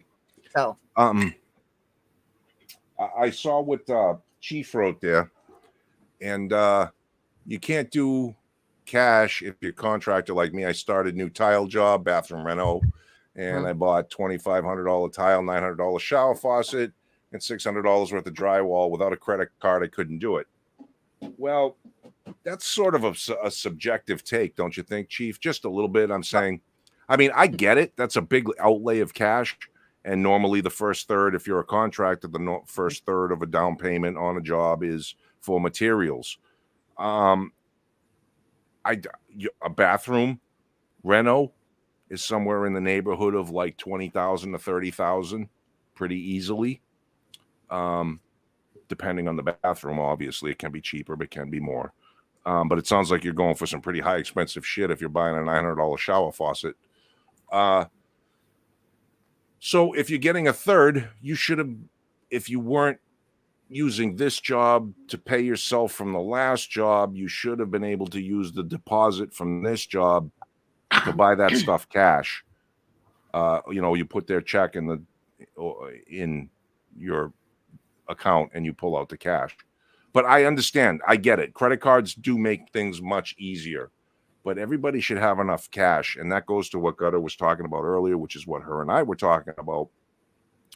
I really think if you guys can swing it, man, keep as little in the bank as possible, just enough to pay the monthly bills, and the rest. I'm not saying keep the cash in your house. That's not what I do. So don't come to my house looking for my cash. The only thing you'll find is lead. But have a lot more cash on hand than you think you're going to need. Like you said, Gutter. I personally, I like to keep access, the availability to immediately, if I want, about a year's worth of my budget. You know what it's going to cost me for a year, and that's a lot of money. Don't make any mistake about it. That, you know, people, ooh, how do you do that? Well, I did it through a lot of fucking hard work and a lot of not buying shit for a very long time. You know, I mean, it takes some discipline to get yourself to the point where you can do something like that. However, most experts recommend, it used to be 3 months. Now it's 6 months of your bills on hand as an emergency fund. Because, you know, you fall down, you break your leg, you can't work, you're out for 6-8 weeks anyway. So you need to have a serious amount of cash on hand at all times. And, you know, one of the things to do would probably be a good idea also is, you know, if people are into having a lot of their money tied up in the stock market and things are kind of iffy right now, and there's some funny stuff happening that, I don't know. When things are good, hey, make hay while the sun shines, right? But when things are hinky, and we're seeing hinky all over the globe, I mean, the U.S. petrodollar is in deep trouble. If that happens, then so does the stock market. If your money's all in the stock market, then you could end up being in a big loss there as well. So maybe diversify and spread your stuff around like peanut butter. If you have some dollars to spend and all of it's tied up in the stock market, then maybe you should invest in some precious metals or some food stocks or some fuel, things in hand, tangible assets. And I think that things that we don't think about, like, here's one of them. And people that live in the city, I think this is a really good one for them is, and I know it seems like a lot, but you would be amazed at how you can find little tiny parcels of land. And I mean little, like they might only be a couple acres. But that's big. that is enough for you to hide out on if need be. And you would be amazed. I mean, of course, it needs to be in the right location, but you would be amazed at how many you can actually find. I think I talked, in fact, I should go back and look for that website and post it in our description, in our thing at the end of the live. But it's basically people that show you all the different places that are of reasonable price, and they are an owner carried contract. So you are under contract, and it is a written contract, but it's not through a bank. And it also kind of opens up that whole thing of to find smaller parcels versus, 30, 40 acres. You can find those And little spots. I just think that people, they don't realize what we really may need. I mean, right now it may not be like a huge thing to have to worry about, but I'm really concerned that us that are in the city, it is going to be a huge concern. Because I think this is where all hell will break loose. I think the outer areas, the rural areas won't be. And when I say the rural areas, I don't mean just fucking 20 miles away from cities. I mean rural areas that, are a good hour or two from cities. Those will be the ones that, they'll get to, I think things will go a little easier for them. But just things that I think that we need to start thinking about. The other thing is I think it's a good investment. If they do start to take everything from us and they do take our money, surely they'll take our land too, but we'll probably have it longer than we'll have the money. So, but they'll never take our freedom. Right. So I just think that they were, there's lots of things that I don't think we really think about. The other thing that I've been thinking about that people don't realize is if it was, I mean, like, look how Texas had it when their electricity went down. Fleicher could talk quite a bit about this, but Mhm. that was pretty hard on a lot of people. I mean, they lost a shit ton of people. I think That was people died. basically as close. That was like a practice run for what could Mhm. be to come, Yep. for the whole, you know, United States. So I think that's kind of something that you can use to, to help you along the way as to what if something happens like that. That's, things like that are going to be, I don't know about you, but I think it'll be a hell of a lot easier to stay warm if you're out in a rural area versus if you're in the city, where if you try to start a fire, everybody and their fucking dogs are going to be on your doorstep. I mean, not that at first you might not seem like you want to help them, but eventually that might become an issue if they don't get the Mhm. lights back on, or, all hell breaks loose. So I don't know. I just think that there's a lot of things. We can't change the world, but we can try to be prepared. I think, we Yeah. can't change everything, but we can at least be prepared for what's to come. And But you'll never speaking be of able. which, again, is the whole gold thing. Mhm. I'm trying to figure out, like, everybody can say, well, this is good gold and this is a good reputable company, and they may very well be, and they probably could be, but how I think you, you gotta have, you gotta feel secure with just buying that shit, because I mean, for some people that can be just like throwing away money in their eyes. Like, you'll never, in their eyes, they're going to think they're never going to use it, so why even fucking bother? So I think that, it's something to, that we need to think about. Where is the right gold to buy? Where, the one company that we've been looking at is Gold Company. Does anybody know anything about it, if they ever bought gold from there? It can be a gold backed IRA, where you can take your money, you can roll your IRA over into it, and they'll back it with gold. I'm not so much into that because, as Yank had said, it's like a piece of paper. It's not, you don't have the tangible gold to know that it's real tangible gold. If it's just fucking more digital gold, so to speak, to me, that's like fucking monopoly money. So Yep. I'd rather know that I have it. So with Gold Company, I do notice that, or Goldco, or whatever the fuck the name of it was, you can actually buy gold coins from them that'll come to your doorstep. But again, it's like Yank said, is it better to have the bars, or is it better to have the coins? And which of the coins is the best, regarding, is it going to be a thing where people are going to be able to tell whether you got good gold or bad gold? I mean, Yeah. I don't know. Well, testing purity on gold is a very simple test. If you, and it's not like equipment you need to buy. There's just different stones and an acid, and certain carats of gold will react and leave a mark on the acid, on the stone.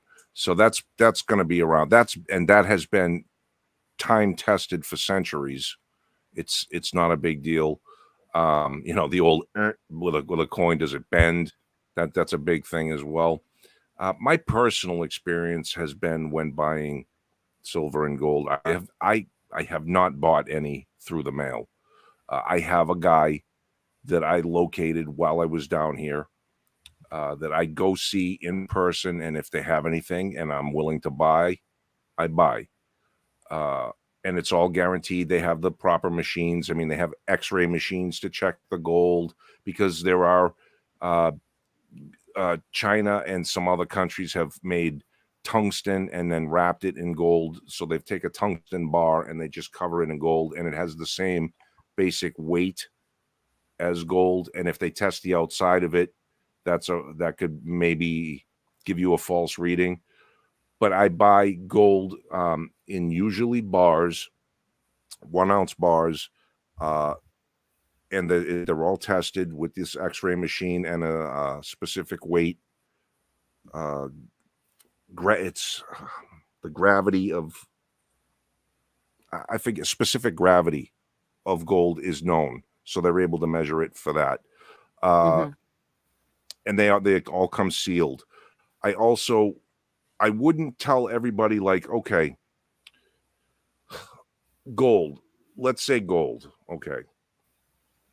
So gold is worth at the moment about $220 an ounce, $2,020 an ounce. That's up. That's almost towards its high point that it's ever been. However, if you're in a shit situation, like you're looking that precious metal is what I'm going to use to barter with things, you don't want to try to do it with a single piece of gold that's worth $2,000 if you only Right. need $10 worth of shit. Right. So that's where the silver comes into play, in that you can break that down easier. It's in a smaller denomination. Right now, it's averaging about $25 an ounce, which is up. At its highest point, I think it was at 50 at one point years ago, and more recently about 35, 40 back in the 2008s, 2010s, somewhere around there. Since then, it's gone down as low as 12, and it's gone back up as high as like 28. It has tickled 30 a few times. But you can do smaller denominations of silver as well. That's why junk silver is also a good idea to have once you know how many dimes equal an ounce, how many quarters will equal an ounce if they're pre-64 and 90% silver. So you can use those variations as well to make smaller change for cheaper things. So if you were going to have a stash of precious metals, I would, and you know, whatever the dollar figure is you have to play with, I would say have 3 times or 4 times as much silver as you do gold. Do you know what I'm saying? The gold is for the big shit. Mm-hmm. The silver's for the everyday shit. Right. That if you had to do the trading and bartering kind of thing. Mm-hmm. That's my personal philosophy. And again, I haven't bought anything through the mail that came to the mail. I do know that there are people that do it. I do know that there are reputable companies and ways to have it mailed to you. It comes in a non-discrete box or whatever, and people don't know what it is, so they're not going to tamper with it. So it just comes to you, and it's not a problem. Unfortunately, doing it that way, you tend to pay a little bit higher of a premium on the things because there's the shipping involved with it. And there's also this thing called the premium that's added to if you buy coins that are minted from the governments of any country. There is an X amount premium that's added on to the cost of the spot price of the gold. If you buy something that is what are called, let's say in silver terms, silver rounds, you can get these round 1 ounce, they're coins, but they have someone made a die that was just like, you know, Save America or Save the Elephant or something stupid. And they punch out a bunch of 1 ounce dimes of that. Or you get bars, and the bars are usually the cheapest because they require the least amount of manning and attention and machining and bullshit. So the premium is lower. The amount that you're going to pay over spot price is lower on bars, and they're easier to stack and collect. So that's my opinion on that. I tend to stay away from coins because a lot of people then start going, well, this coin is an 18 fucking blah, blah, blah, and it has value of, you know, 3 times what the gold value is because it's a rare coin. And it's like, yeah, that's all fine and good, but in a shit situation, it's still just a gold coin, and it's only worth the weight of its own, whatever it is. It's not, no one's going to be going, that's a collectible one. They don't care. They're going to want the gold, and that's all they're going to want. So stay away from cool looking coins and all that kind of shit, you know? And that's pretty much the quick down and dirty that and again, I'm not an expert, guys, so just take it for what it's worth, but that's just what I've done, and I've managed to do okay. I am well up in my gold buying because I buy kind of nonstop. And what I've seen happen in the years that I've been doing it, and it's probably it's over 10 years that I've been doing it, is that the floor of the low in gold and silver, like you'll see their numbers go up and they'll go down, and they'll go up and they'll go down. And over time, the down is not as low as the last time. You know what I'm saying? So the next time it goes up, it comes down, but the down is a little higher than the last time. So over time, it's actually done all right. And you have to remember that you're not technically investing to make money. What you're investing is these dollar bills that could literally be worth fucking nothing tomorrow because they're just paper backed by nothing.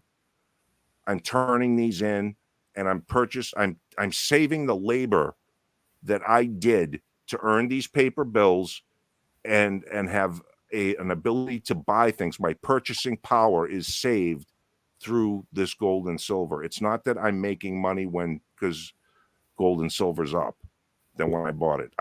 That actually meant that the dollars that I had at the time when I bought them went down. Mm-hmm. So it's a different way to look at things. But yeah, lots of things are important. Like, I have here, me and the wife were talking, and we were talking about our bug out bags and our emergency med kits and things like that. And we have sterile water. From McKesson. Sterile water. It's from McKesson, isn't it? It could be. I forget. The brand name. The brand name say McKesson? I can't see it because there's a stupid sticker over it, and I don't want to open it. Nurse's assistant, Harbor. I can't see McKesson. It might be. It might look like it might say that. Anyway. It just looks like the brand. Sterile water, good thing to have. If you get an injury, if you get a laceration, you want something to clean it. Obviously, you're not going to want pond scummy water or something if the power's down that's coming out of the faucet, because what's the first thing they tell you when the power goes out or the street shut off for a second? You got to boil your water, right? Because there's funky organisms in it. So you don't want to be putting that. You want sterile water for it. You want to wash out your eyes. You want sterile water. So we bought some of that. We bought some other things, some more Life straws, because you can always use a few of those. And Gutter was very important in pointing out when her and I were talking about the Life straw things that you want the straw itself. You don't want the one that fits in a bag and you fill up the bag and you squirt it through the straw, because once that's been exposed to caca, there's caca in it. Yeah. It's just hard to keep the bacteria out of it. And those individual Life straws, you use them for so many uses, and then you pitch them and you get another one. They last for 200 uses or some shit.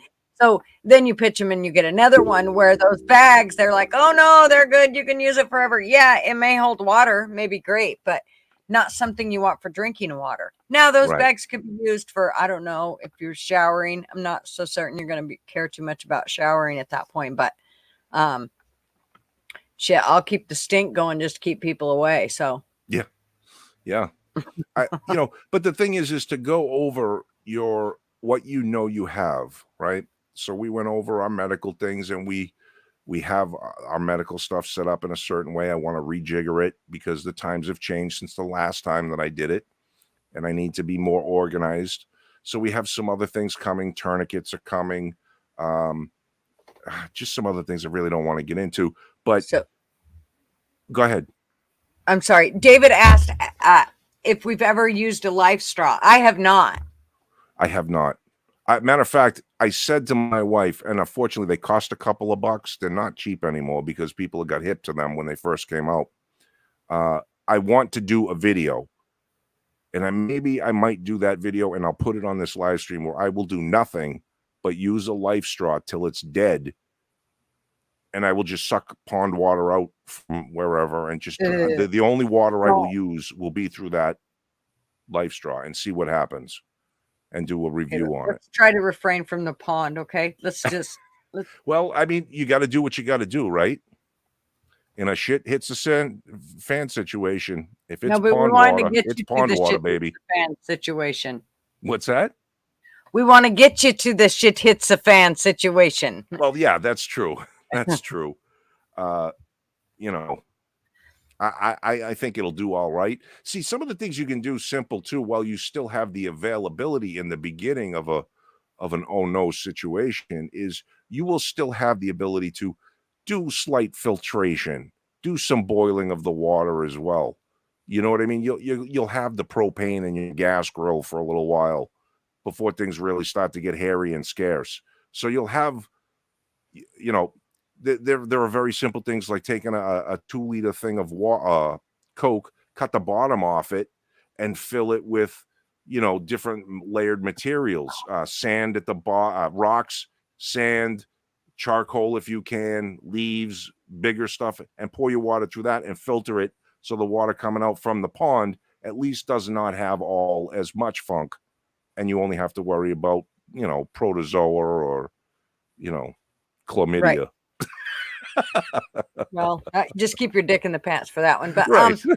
I'm gonna run and grab something. It actually just came through Oh. Amazon. I ordered it today and it's already here. It's something that I've been wanting, and it's basically for our grandkid, but it could work for anybody. It's actually for our grandbaby, but it could work for anybody. And that is it's called a lifesaver, and it's for if somebody's choking. Oh, And is that thing you pull out? yes. Yes. Yes. And That's you a do cool not want to thing. buy the knockoff brands. I don't give a shit what my son says. Do not buy the knockoff brands. He can spend $500 on a fucking Predator call. He could have spent $80 on the lifesaver. Just a minute. I'll go grab it. Yep. Okay. Yeah, Fly Crew, 3 meals away from chaos. It's actually 9, but yeah. That's what they say, and or whatever. It's not about being prepared. Wait a minute. I'm going backwards. I know. It's not about being prepared for a peaceful down situation. You need to be prepared for when others start going crazy. Absolutely. I mean, make no mistake about it. Yeah. I mean, people, once they realize it's not a natural event, they're going to go nuts. People are going to go crazy.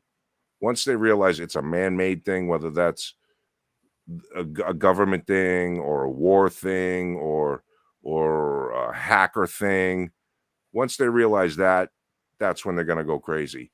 When it's a hurricane or when it's a fire or something along those lines, people know, okay, we're going to be back to normal at some point here. But when it's oh shit, when's normal coming back? It may never come back. So people will literally lose their minds. 9 days. Let's see. What's he got here? I think it's something like 9 days or 3 weeks before grid down leads to chaos and riots. Oh, I think it'll probably be sooner than that. If the grid goes down from, again, man intervention kind of thing, I think it's going to be a lot worse than, shit, the transformer over there blew up and it's going to take a few days or a week to get it back up and running. No, I think it's going to be a lot different. But your neighbor's house is made out of a lot of fuel. I was thinking the same thing, Fly Crew, when God was talking about, how do you heat yourself? I'm like, well, my neighbor's house will burn pretty good. I'm thinking in my head, no, stay warm. Bring the marshmallows. I have canned ham stacked up high. Says David. Yep, canned ham is good. That lasts a long time. Any canned foods, as long as you keep them obviously undented and in a reasonable temperate climate with not a lot of humidity, you should be okay for a long time. A lot of foods, especially like the vegetables and things, will last a hell of a lot longer than they say on the can. They won't taste as good. They won't taste fresh, obviously, but they will still have a lot of what you need. So stock up while you can. If you go shopping and you buy a couple of cans here and there, next thing you know, you got a pantry full of oh shit fucking food. And that's always going to be a positive. Chief, what did he say? I bought a bunch of Jerusalem pure gold coins as souvenirs when I was in Israel. It was 23 years ago, so I'm sure I got it for cheaper price when it was worth, and then it's worth today. Yeah, absolutely. I think 23 years ago, shit, I think in 2000, I think gold was trading for right around 60 or 80 bucks. I'd like to check on that. If anybody could do a quick Google search, you could look that up and see what it is. Okay, go ahead, Gutter. What do you got there? Explain it. Okay. This is called a home kit life vac. And it's basically if somebody gets something caught in their throat, you are able, adult or baby, you are able to put it on their mouth and suck it out. And from everything I've heard, they've gotten good reviews and they are quite the thing. And the reason I got it was because there's this new thing with parents now that they're doing with their babies, and it's called,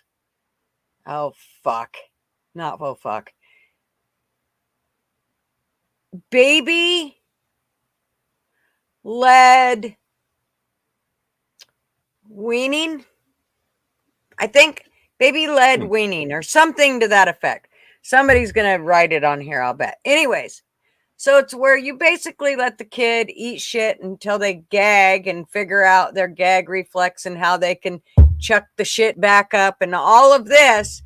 It just gives me Easter dinner was like, oh, Jesus, he's going to choke on ham. I just knew he was going to choke because they just give him the ham and they don't cut it in small pieces to where he's able to chew it up. No, they just give it to him. And Wow. I was a nervous fucking wreck. So anyways, Sean he goes, Mom, I'm just going to buy the ones they're like 2 for, I don't know, $34 or 2 for $24 or something.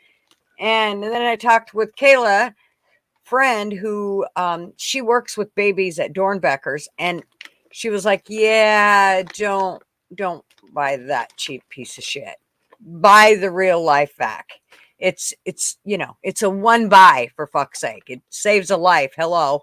So for $79, I bought it. And this one will be the one that goes in his diaper bag. They can take the other one and I don't give a fuck what they do with it. But this one's going in his diaper bag. That way it's with him all the time. And they can give me one of the other ones to keep here if they want. But at least I know if that diaper bag with this one, it will be with the baby. Until he's through this whole choking stage, this needs to be with him. I'm too paranoid to not. I mean, it's scary to watch a baby sit there and gag on a piece of ham or a cucumber, or it just scares the shit out of me. Their feet, they're always putting something in their mouth they shouldn't. Well, it's one thing, I mean, I get that the baby learns to get it to the back of their throat and then they learn to gag it back out, and it actually teaches them to kind of not choke because they learn how to do it themselves. It's kind of like teaching small babies to swim. You're not really teaching them to swim at first. You just teach them to roll over onto their back so they keep their head above water. And then you go from there to teaching them actually how to swim by kicking their feet and arms. So, but it's all about keeping the baby alive. And that's kind of what the whole process of them eating something is, them gagging on it and learning how to gag it up without them choking. But for me, it's too much. I would just rather cut the fucking food up until they learn how to chew and not gag on it. I don't know. My mother, I used to think it was weird. Mothers are pretty gross, but with the spit thing and wipe your face kind of shit. Give me a kid. Yeah. But my mother I remember with my kid brother when he was being weaned off of like the Gerber baby mush shit and real food.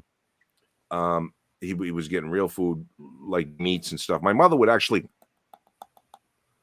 like chew up the meat a little bit.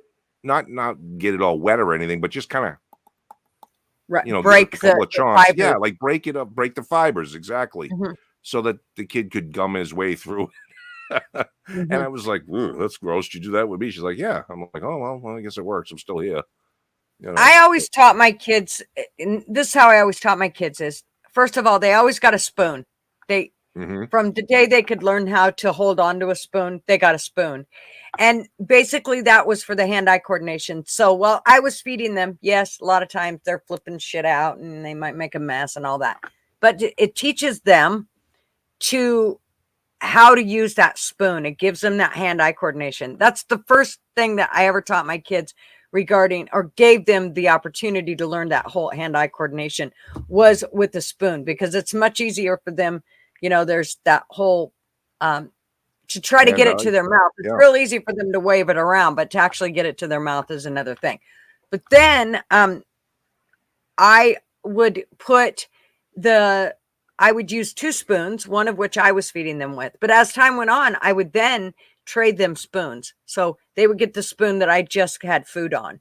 And yes, they make a huge mess at first, but they learn to start getting it into their mouth after they've, filled their nose full of it, and they get it in their eyeball and cry and they gag. It's the whole process. They get it in their ear and everywhere, but they learn through that whole hand-eye coordination. It's like one of the first things.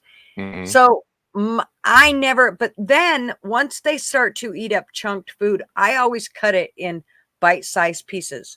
so that it was big enough for them to bite, but I knew they weren't going to choke, but it taught them how to chew stuff up before you gave them something that was bigger that they could gag on or choke on. So that's kind of how I always did it. It's like working your way up into stages, but I guess that's not how we do shit no more. We just fucking throw them right into the, deep end and say, swim, you little fuckers.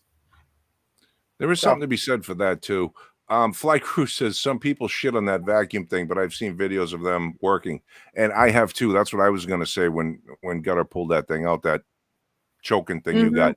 I've seen probably several, maybe 6 videos of people just whipping them things out. I don't know where the fuck they got them from. The weirdest, you know what I mean? It's like they walk around with this thing, but whatever. And they boop, and then whatever it was came right the hell out. So because I gotta tell you, it isn't small. No, it's that's not. What I mean. They come out of nowhere. I'll save the day. I got this thing. So this is the first time I'm pulling it out, but this is the size of it. So I mean, yeah, I guess you could keep it in your purse. I guess. It's kind of cool. I think they give you a practice one in here. So you can practice on it. So you know how to use it so that the first time you're not going, well, I don't know, did that work? My granddaughter's like, so do you want me to like push something down my throat, Grandma, and you can practice, see if you can get it out? I'm like, no, Boog, I don't think we will do that. I think we'll find another way to practice. Maybe not quite like that. I've never heard of Augustin Farms emergency food, David S. I have not personally heard of that, but I have. Go ahead. Sorry. No, you're fine. I am actually looking at buying a freeze dryer. Oh, nice. So it is a pharmaceutical grade, so a little better than the home grade one. It actually will tell you. It's got a brain in it that tells you when the shit is freeze dried perfectly, so you don't over freeze dry it. And I think it has a couple other things that kind of make it a little nicer. But what's really cool about this is that food in the Mylar bags lasts 25 years. Now, I'm telling you, and here's the other thing is, what I really like about this is not just for stuff to be saved for later on, but stuff that, so the other day specifically, we had some spaghetti sauce and we'd all ate more than enough for dinner. And then there was a bunch left over, and there was noodles left over as well. But then the noodles ran out and I still had sauce. And so what I do is, I stick it in a gallon bag and I just throw it in the freezer, in the deep freeze. But if you have a freeze dryer, what you can do is you can stick it in on the tray of of what you're going to use to stick in the freeze dryer. They have their own trays, and you pour it all out, and then you stick it in the deep freeze and let it freeze or let it get frozen, and then you pull it out and stick it in your freeze dryer. The reason that you do that, I mean, you don't have to freeze it first, but what it does is it saves on your freeze dryer. It's one step it doesn't have to do so much of, which is the freezing part. So it saves on it. And Fly Crew, you made a good point. They're not cheap, but here's the deal. They're the one that I'm looking at it was $3,800. They've got it down to $3,200 in the stores or at the company, but I can buy it offline for $2,700 from somebody. So I have to drive a couple hours away to get it, but worth it, dude. It's fucking weight and gold. So yeah, I definitely think that's one of the things that we are going to do, and I think that will help a lot. We're sure. My cousin's daughter, they bought one, and they bought just a little home one. It's a large home one, but it's just the home model, and she has already done, like, I don't know, 16 fucking the big black rubber totes from Costco. She's filled up like 16 or 18 of those totes. So In a Mylar bag, though, with an in the oxygen. Mylar bags, yeah, You need she's an able oxygen to. just eater in there as well. Yes, yeah, all that shit. And then she's able to write right on there what it is, and then Mhm. write on the totes and what year it was that she did it, what the date is, all that good shit. And so she's got them all layered in her basement. And with the totes, it makes it really nice, so she doesn't have to worry about anything getting wet. And then the stuff that she uses for now, so back to that spaghetti sauce, that's something that you've now made the spaghetti sauce, whatever, it's your leftovers. You can do the freeze dryer thing, and then in, say, a few weeks, pull that back out and eat it. I mean, it's not, reconstitute it and you're good to go. And it doesn't taste like canned food has a tendency to lose a little bit of its nutrients as Yes. well as its flavor when it's Yeah. canned.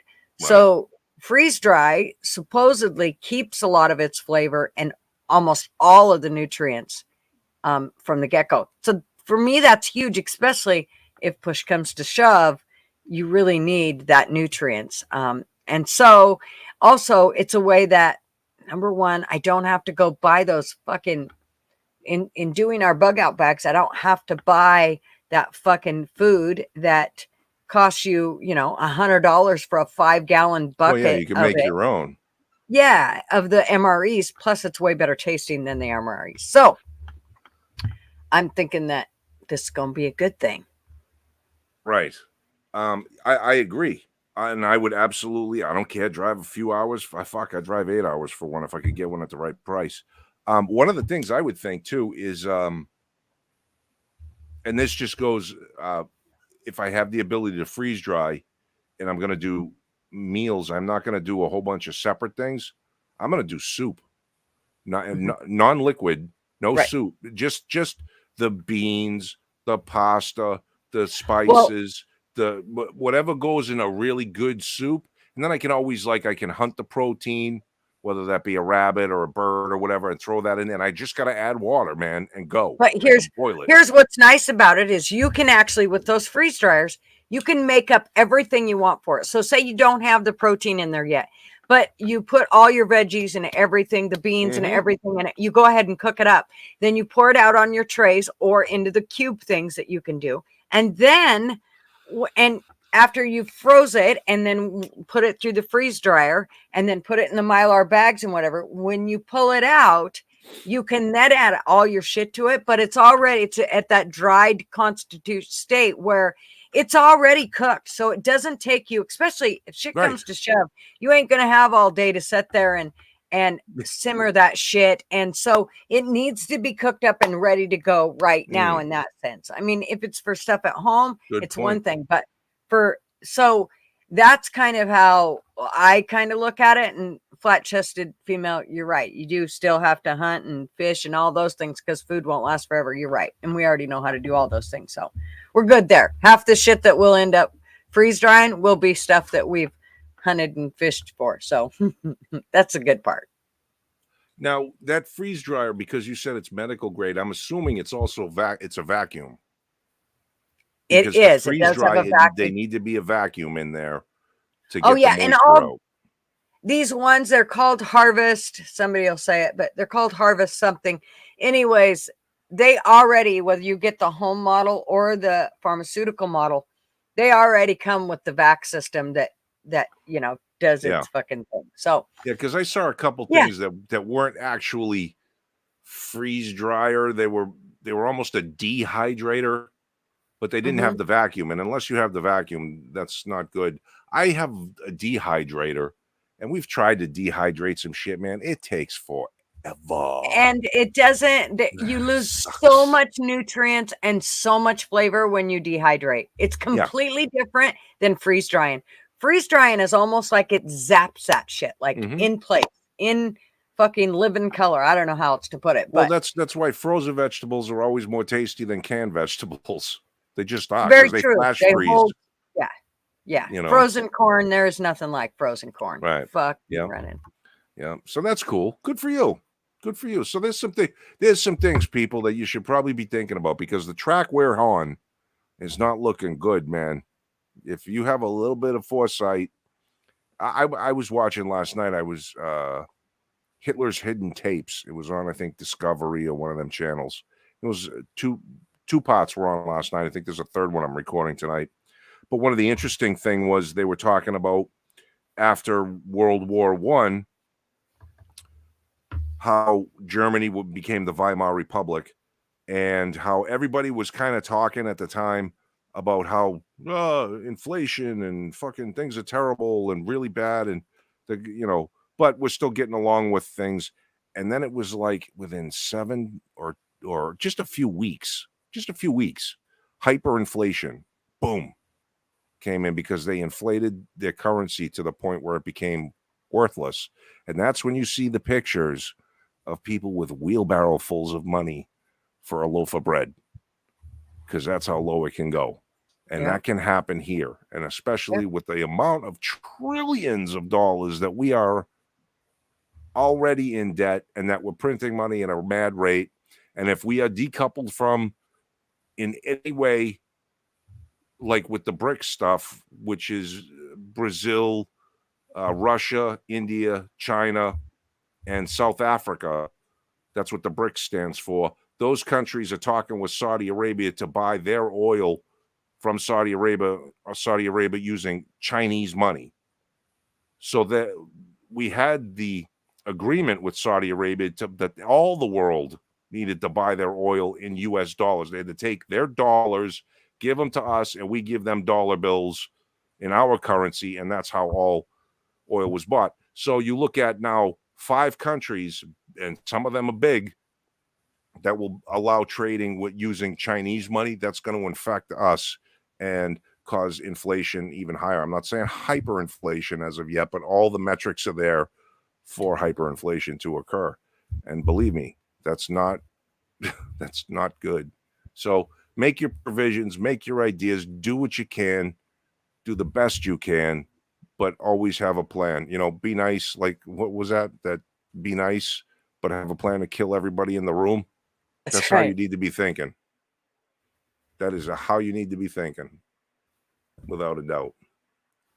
Bobby says, we're currently at World War III. We are surrounded by the enemy. Ukraine was the first battle Axis power lined up, and we are busy fighting Marxists destroying our country.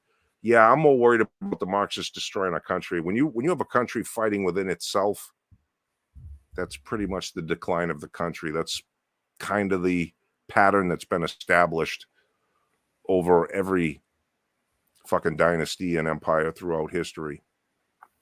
And that's where we're finding. That's why I brought up that we're all now going in our separate camps, left, right, Republican, Democrat, and there's nobody in the middle anymore. Just like there's nobody in the middle class. Middle class is gone. There's rich people and there's poor people. That's kind of it. So, yep. We have the lines open in case you guys didn't know. I mean, if you hit the link, you can come on the show and talk about some of this stuff. FYI, we are at 2 hours and 3 minutes. I know. I'm willing to go for a little bit longer. Hey, Bobby, we forgot to even mention this. I don't know where the fuck the 2 hours went. I swear we just got on here. But, Bobby, we would like you to stay on afterwards so we can go over the logo. Can you do that? Yes. Because no, maybe so. That would be cool if we can go over the logo, and I'll just get on. Said the link isn't pinned. Wow, black sheep, nice worm there. Sorry, got distracted. It's Tony's fault, fucker. Fly says the link isn't pinned. It's not pinned. That's what he says. He's Fly Crew saying it isn't pinned. Well, that explains why no one came into. Oh, Missy said the same thing. No link. Okay, just a minute. I'll do it. Pesky Citizen, what are you talking about? The cockroach logo? No, we don't have a cockroach logo. Missy, what my logo? ass did you want to suck there, Pesky? Have people seen the logo? We haven't showed anybody the logo, right? Missy says she likes it. Bobby said it isn't pinned. Yeah, we're going to have to pin it.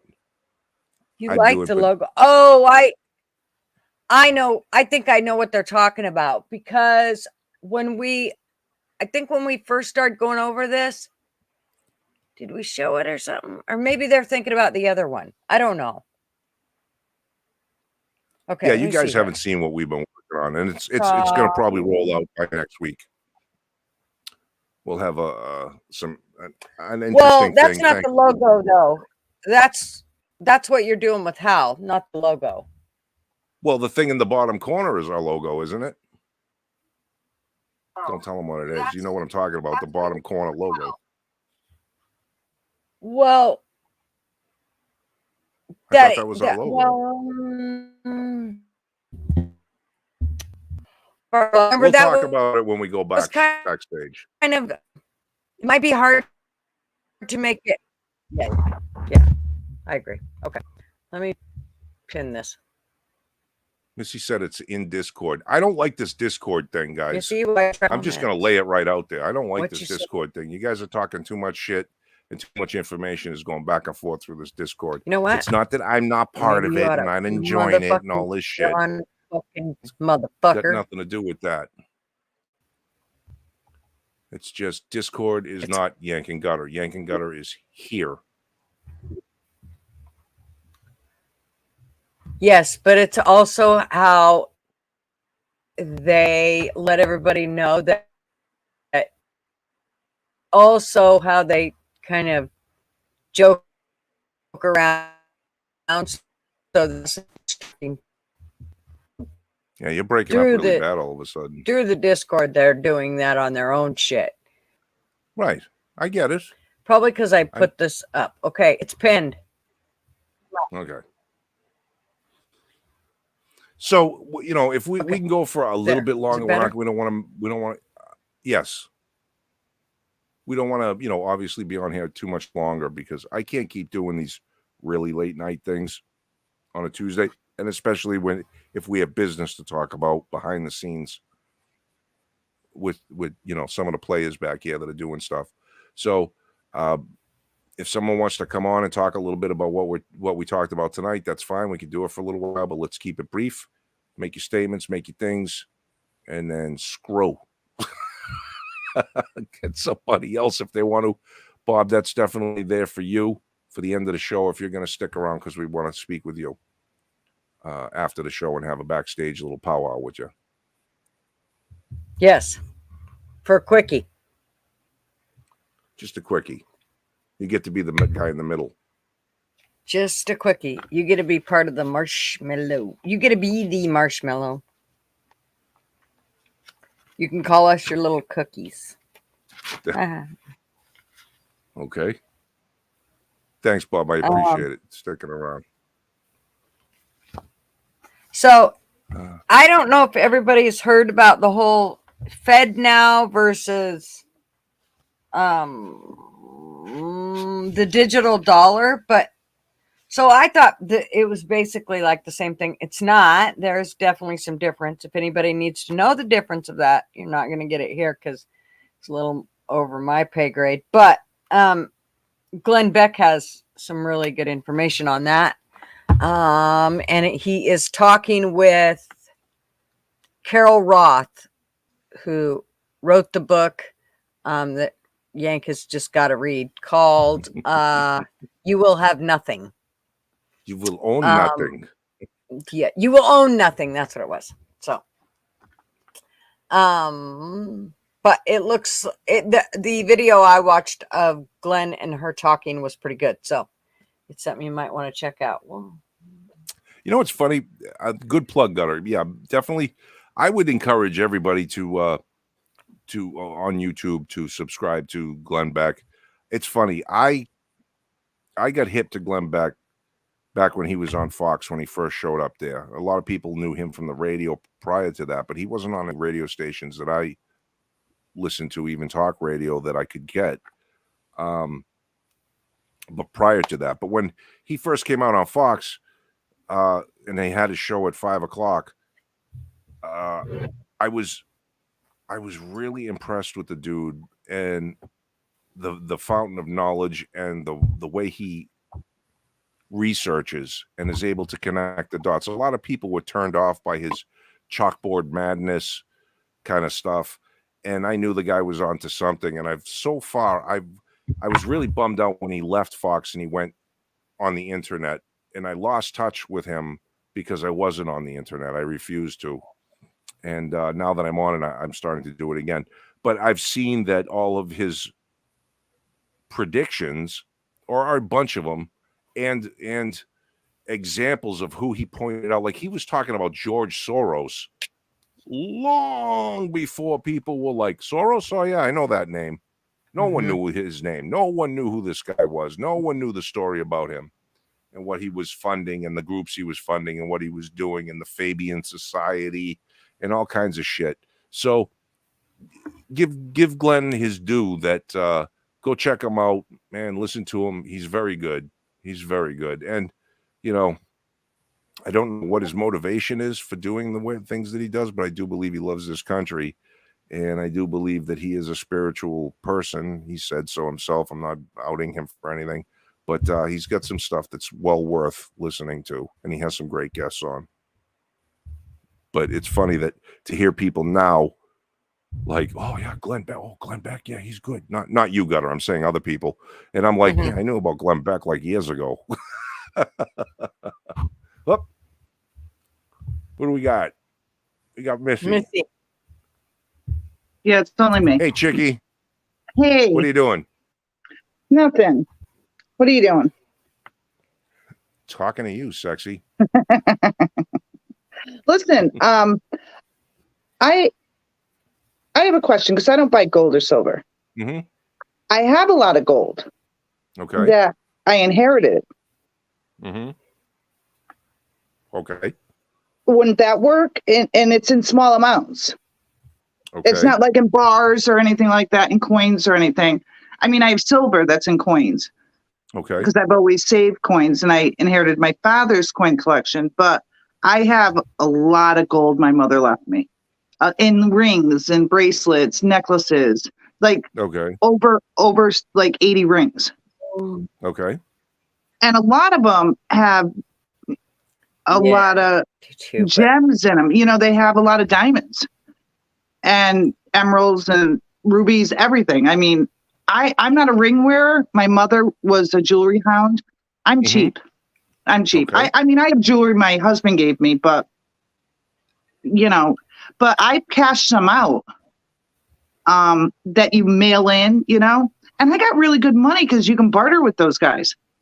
And I told them, oh, no, thousands. Okay, well, I mean, because I did it because I lied through my teeth. And when you barter, you have to. I told them that I had gone, which I did. I went to the pawn shop, and they only wanted to give me up to like $3,000 for some. It was like 5 rings with no diamonds in them, no precious gems in them or anything. And I went back and I dealt with the mail-in guys. I forgot who I used. It was years and years ago. Probably like, 2.5 years ago.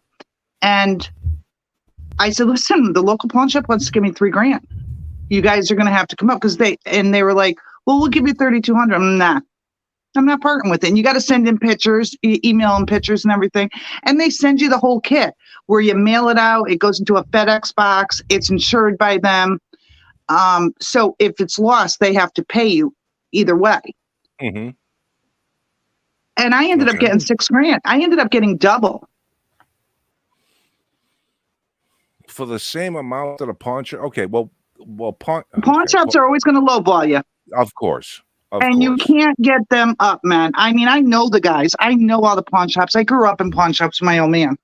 Yeah. My father, not my husband. I got you. So what's your question? Couldn't you use jewelry to barter instead of gold bars and coins that are heavy? And, you know, wouldn't it be more feasible?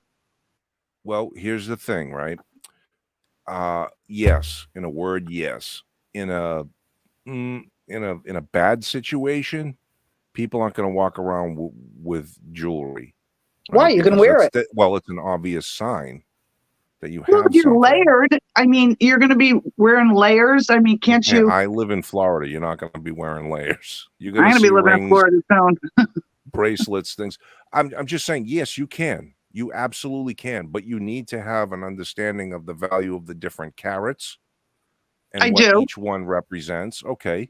I So do. once you get that and you have a way to weigh it and you get an idea of what the weight is going to be or how many of these things roughly equal an ounce, then you'll be able to figure out the percentage of, let's say, 14 carat, because that's what most I can things do that. are, or jewelry is 10, I can do that. mostly 10 carat. Jewelry is not mostly 10 karat. In a ring form, it is. It's not. It's 14 and 18, sweetie. I All right, know my sweetie. gold. Okay. I know my gold. I do. Okay. All right. Fine. 18 carat. 18 carat's still a long way from 24. It's is. something. I realize that. What I'm saying But is you I'm want to thinking argue it about the would just be- minutia of it. No, Right. I'm just thinking it would be easier because it's smaller amount. You're not handing over, like you said, Agreed. you know. I agreed. You can use it for bartering. You can. You absolutely can. One of the things when gold was outlawed, right? When gold coins and bars were outlawed and citizens couldn't have it to use as legal tender or bartering or trading, is they turned it into jewelry. So that's, yes. And a matter of fact, links on a chain, you can bust links off the chain. Mhm. And that becomes currency. That was one of the ways that countries did the gold chain thing, where you would have a really long gold chain. Some of the, like if you look at India, for instance, their dowries, they'll get long gold chains, but each one of those links in the chain is worth X amount of ruples or whatever the hell they use. You know what I'm saying? Mhm. So when they need it, they just bust off a link when they need I to. just bought 3 Master Lock money bags because I have to travel to Florida, and this shit's in a suitcase, man. And I think I'm gonna have to order more fucking bags. I just took this shit out last night to go through, and I'm like, what the fuck? All right, I'd be careful about what you're announcing here. It is the internet. Nah, fucking Well- show up at my house, man. Okay, all right. I'm just trying to Yeah, both no, I'm for not- you a little bit. Look, if you have that much stuff, first thing I would do is have it appraised for its total value and what it is, and then you have an idea what you got. I You have know what I mean? I have a guesstimated amount. I in my head, I know. Okay. Because I've always been around my mother's jewelry. I know every piece she bought and for what reason. And, I mean, like I said, there's a lot of gems in it. And that's where you can't sell it because you're not going to get any money for the gems. They just want the No. gold. They Yeah. just want the gold. So, I Well, mean, you can diamonds- sell it. Go ahead. Yeah, like diamonds, for instance, aren't worth shit. If you go They to sell, aren't. if you buy a diamond that's say, $50-$60 a point, and a point is roughly I think there's 100 points to a carat, something like that. There's a math formula to it. But when you go to sell it, it's like $5 a point that you Well, get. no, it's for not it. that low. It's not that low because my husband, I had a carat and a half, and he paid 12 grand for it. Mhm, But you get into the 4Ks of the color, the quality, all that shit. mhm. Yeah, my fucking ring better not be fucking $5. We're gonna have some fucking issues at No, the no, Yeah. $5 for the ring, $5 a point. And Like I don't I know how went many to, points are in 5 carat, but it's it's a substantial amount. Well, I ain't I got mean- no 5 carat, but I paid a pretty penny, like fucking $2,000 just for. Well, back then it wasn't, but it was less than that, I guess. Yep. Sorry, So go ahead, miss. no, you're fine. Go ahead, miss. no, I went to go sell it. Hmm. And they wanted to put it up on consignment. And the most it would sell for was 3,700. So what does that tell you? I'm right when I said it's like fucking No, that nothing. that's a diamond. Those are diamonds. Right. That's all I'm talking about. The diamonds. It's not worth shit. They're not fucking rare. They're not anything. They got room vaults full of diamonds. And this is the guy that sold it to us, or to my husband. Oh yeah. And I was That's like, an even bigger kick dude, in the balls. It's like, I why do I gotta pay you know. 12 grand? I was like, dude, what happened to that 12 grand Yeah. mark? And he's like, oh, well, it comes out of New York, and like, yeah, dude, Slimy fucking jeweler, man. Yeah, no, I mean you can use in to answer your question. Yeah, you can absolutely use uh jewelry Well, there's a to market for trade with. everything. There's a market for whatever everything. somebody's willing to pay and what somebody wants is the market, right? So if somebody wants a pretty ring in the middle of chaos, you could trade them a ring. You know what I mean? Yeah, But but then like the onus Bobby is on said, them are to we? find somebody else who wants a ring. Yeah, but Bobby said, like, who, like, are we really gonna be worrying about gold and silver immediately? Eventually, Eventually, but how long? I don't know. Who knows? I don't know. It depends on what the crisis is, right? Well, at But the if the rate dollar Biden's going, it collapses, ain't going to be too fucking long. yeah, if Do the you, dollar collapses to nothing in the paper that it's worth, then it's probably going to happen. And we're going to wind up going to that digital currency where there is not going to be any currency. They're just going to add numbers into an account for you and take money out, and that's how you'll transact, phone to phone or whatever kind of shit. do you really And think we'll get to this point? it's a possibility. I mean, they didn't think that they were going to be all of the countries that have collapsed and economically collapsed never thought it was going to happen before. So And I mean, China's history is a good already teacher. at this stage. Right. They're already at the stage where if you do something wrong, they yank money from your account. Well, Yeah, social credit that scores. ain't going to be fucking long before it's here. So, you know, if it happens, you just want to be prepared. And it sounds like you were fortunate enough to have some things that will be worth tradable goods, and they're tangible. You have them on you. They're not like an IRA thing that's backed by gold. It's just a piece of paper, which is, believe it or not, all the gold that I've heard it said by experts that all the gold ever mined through mankind, if you put it in a block, the you'd think you'd have a fucking, you know, a pyramid. No, it would be only as big as the pedestal that the Statue of Liberty stands on. That's it.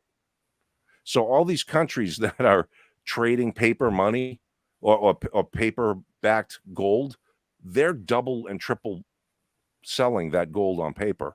So if you do the IRA thing, they'll say, yeah, we got your gold and it's in a vault over here, but they're actually trading the value of that back and forth. That's how they're manipulating the price of gold. Price of gold and silver should be much higher than it actually is, but because of the market manipulations and because it's a scarce commodity, they're able to trade just on the fact that there is this in circulation and no one actually has physical holding of their gold. They all Like have it we in did. fucking Like we did at one point. right. Yeah. Exactly. So Yeah. you know, it's a good idea. Keep it. You get fortunate in that sense. Definitely keep it. Okay. And what pesky citizen said, start a fucking garden, you people. Yeah, that's a I don't must. care if it's a porch garden and where you literally just have pots sitting out and you're putting and you can use all kinds of things to grow things in. In fact, I just got something from a mutual friend of ours where it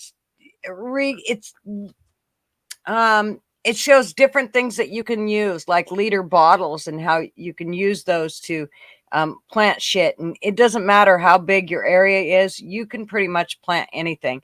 And you'd be amazed at how much shit that you can actually plant from seeds that you probably can get right from the food that you have. Now, in saying that, it might not be the best quality. So, I mean, if you really want to get good quality, obviously send away and get some good seeds. But, Heirloom.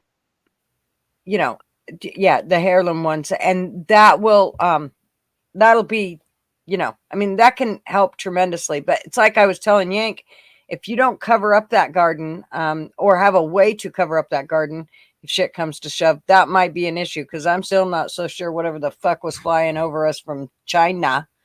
Well, I don't know what the fuck was in there. Yeah, Seemed I've never seen the country this bad. And we've been around for a while, Yank. we've gone through the recessions, you know. Yeah. So, Around long time. but I Fucking thought you sorry. weren't going to.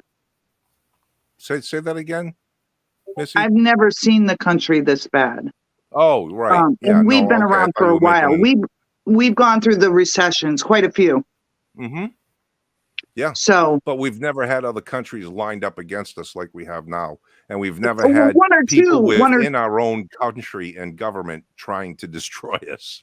one or two, yeah, but not this many. No, No, it is scary times. Yep. It is. I agree.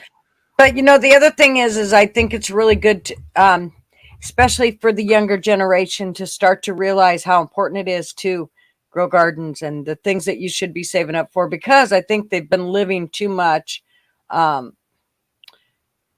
that whole material world. That I think That's all it is. yeah, I think that this is a good thing for them. They're starting, I think kids are starting to realize that, Wasp, she's already gone. I know she left, but one of the questions I was going to answer for her was, she asked if my kids know cursive. All three of my kids know cursive, and there's no way I'd let them get out of school without knowing cursive. But did they learn it they learned it in school or in the home? No, they learned it in school. Yeah. But I would have never let them. I mean, that is just like a basic that I think if your But kids. they're older. They're older. Yeah.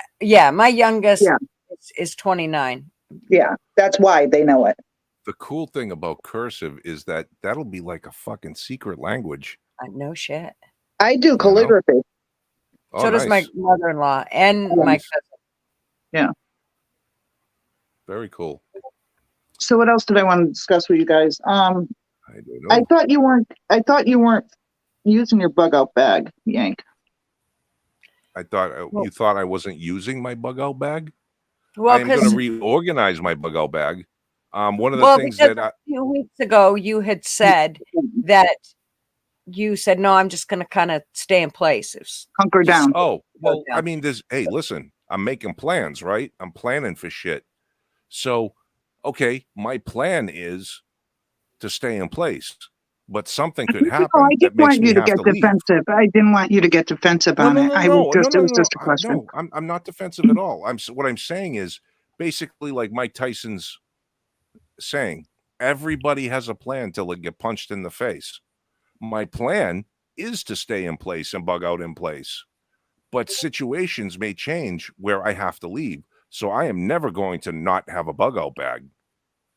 Oh no, I agree that you should. Yeah. One of the things I will do, Missy, is because when I first did my bug out bag, I was roughly, I don't know, 50 to 60 pounds lighter, and I was about 10 years younger. So I have to get rid of some of that weight. That 40-pound pack is way too heavy for me. So I have to downsize it, and I have to make some decisions about what I'm taking and what I'm not taking. And that's going to be tough because you want to take as much shit as you can if you're truly going to be on the road or in the woods or whatever you want to, wherever the fuck you're going. So, Right. That's what I mean when my wife and I were talking, because here we are yet again, we have a government that is anti-American, anti the idea of sovereignty. Looks like they're trying to purposely destroy the country again. And I'm back into fucking doomsday prepper territory. Well, So if you have a we're having map, conversation again. if you have a map and you know where you want to go and know the spots where you can stop and steal or kill or whatever you have to do on the way to get what you need, the bug out bag should be by necessity. And for that, each part of the journey, and you're constantly revising your plan. It's fluid. It's constantly changing Absolutely. from the time you leave your house to the destination or whatever. Mm-hmm. That's why you got to. So you've got to be thinking constantly. And it's exhausting, to be It honest. is. If you live a true prepper lifestyle, you'll realize very quickly that you cannot prep for every fucking That's why situation. gardens so are. at some point, you're like, where the stance I took with like, okay, I've weighed everything, and leaving here is definitely the last fucking resort. My best bet would just be to kill everything within my killing reach until there's nothing left to kill that's coming after me. You know what I'm saying? But I realize that's not a theoretical reality. I can't do that. So I will have to leave at some point.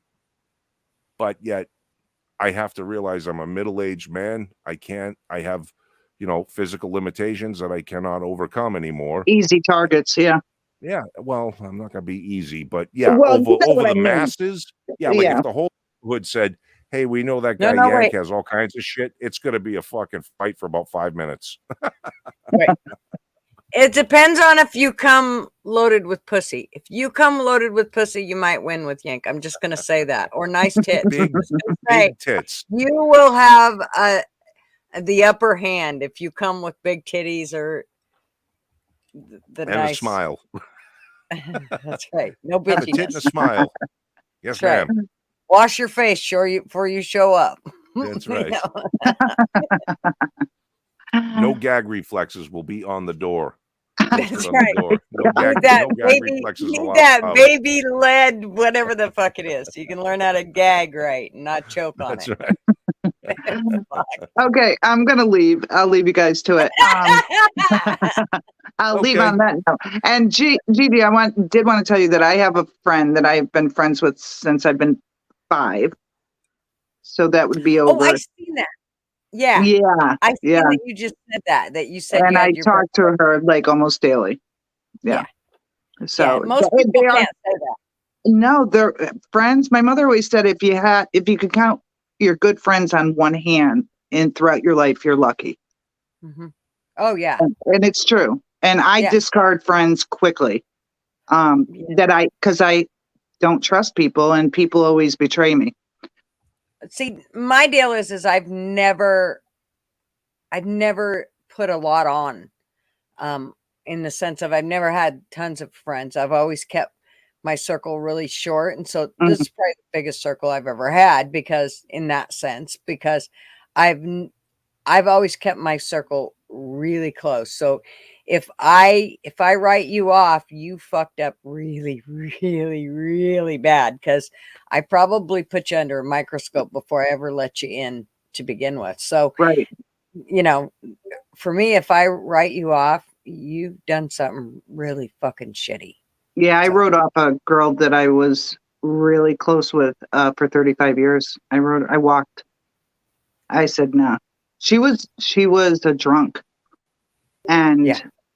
it was down to a fight on a subway car. And it's like I don't need this toxic shit in my life. Yeah. Not at my age. Yeah, I wrote somebody off. She was one of my really good friends, and she had been with me through my first pregnancy and everything because I was a single mom, and then she kind of turned on me, and I wrote her ass off in a heart. And she was one of my really good friends, but I mean, once you fuck me like that, it's pretty much over. So Yeah, this Always is the been that way. biggest group that I've let in a while. Yeah. I agree. Well, you're doing all right then. Yeah, I think I am. It's a good group, man. Yeah. That's right. And Bobby's got the merch going, and I got Bobby's shirt and your shirt. You guys, your shirt in the cart, waiting for him to give me the go. Come on, Bobby. Come on, Nice. Bobby. Monday, Yes, that's Bobby. what We're we're looking gonna at Monday. That's what we're going to discuss tonight. It's a logo Cool. because that logo, I'd like it. It would be nice if it could go on the front pocket. Mm. Ooh, on your shirt, there's a pocket. I Or know. the front area where he's got the yank and gutter. It's the part that's stretched out by a boob. Oh, On the front where the pocket would normally go, the right, whatever the fuck. or you the wanna call left. The left, yeah. Chest left. This one right here. Yeah. And what on the back? The Y&G is on the back. Right. Y and G's on the back, but yank and gutter is on the front. The words. I like that. I know, but we could even put the logo underneath. It would just say Y&G, but it'd be the logo. I don't want the logo too huge because it would be hard to put it on the back and blow it up because, as you know, with logos, you got to be really careful about how you I've got a if you blow 'em suggestion. up, they look cartoony. What's that? Why don't you put Yank and Gutter on one sleeve? On a T-shirt, Yeah, on the sleeve, maybe. on the edge, I don't know. or We the gotta talk to logo, Bobby about what's or available, the what's logo. not, It's just or a what can be suggestion. done. Yeah, It's no, just a I suggestion. I've seen it. Well, and Yeah. I'm sure there'll be a few different options. I would assume it wouldn't just be one T-shirt. I don't know. We'll talk with Bobby about that tonight and kind of go over that. Hopefully, on what he's thinking about Okay. shirt wise. Sounds How good. many One- options? And I wanted to, I don't know if Gutter had a chance to, I want to bring it up here while I was on the live, that it's not a solid no or anything. I did go check out the post office boxes in my area, because I know we mentioned that last week. I didn't About, okay, well, I can tell you that they are not what I thought they were. They are fucking They're not expensive cheap. as hell. They're not Holy cheap shit, like it they was used like to be. $200 and something Oh, a year for I think it was 12 by 12. oh my God. So Oh my God. Yeah. They used to be like Very- under $10. yeah, And I worked well, you in a can get post different office. sizes. If I wanted to get one that was just held like envelope size, like bills. Yeah, but Whatever, even the big a regular box bill? was cheap when I worked. Oh, In yeah, the no, my not mother- anymore. My mother delivered mail, and I used to do the PO boxes and break Yeah. down the bins, and they Yeah. were not $200. It was, and there was ones that were more.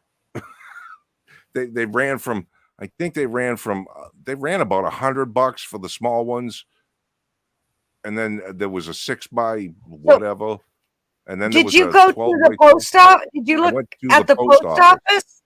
Yes, Huh? yes, the post office. Well, I'm My looking post at office. them, and for a small box that holds 10 to 15 letters, 3 rolled magazines, it's $4.50 a month.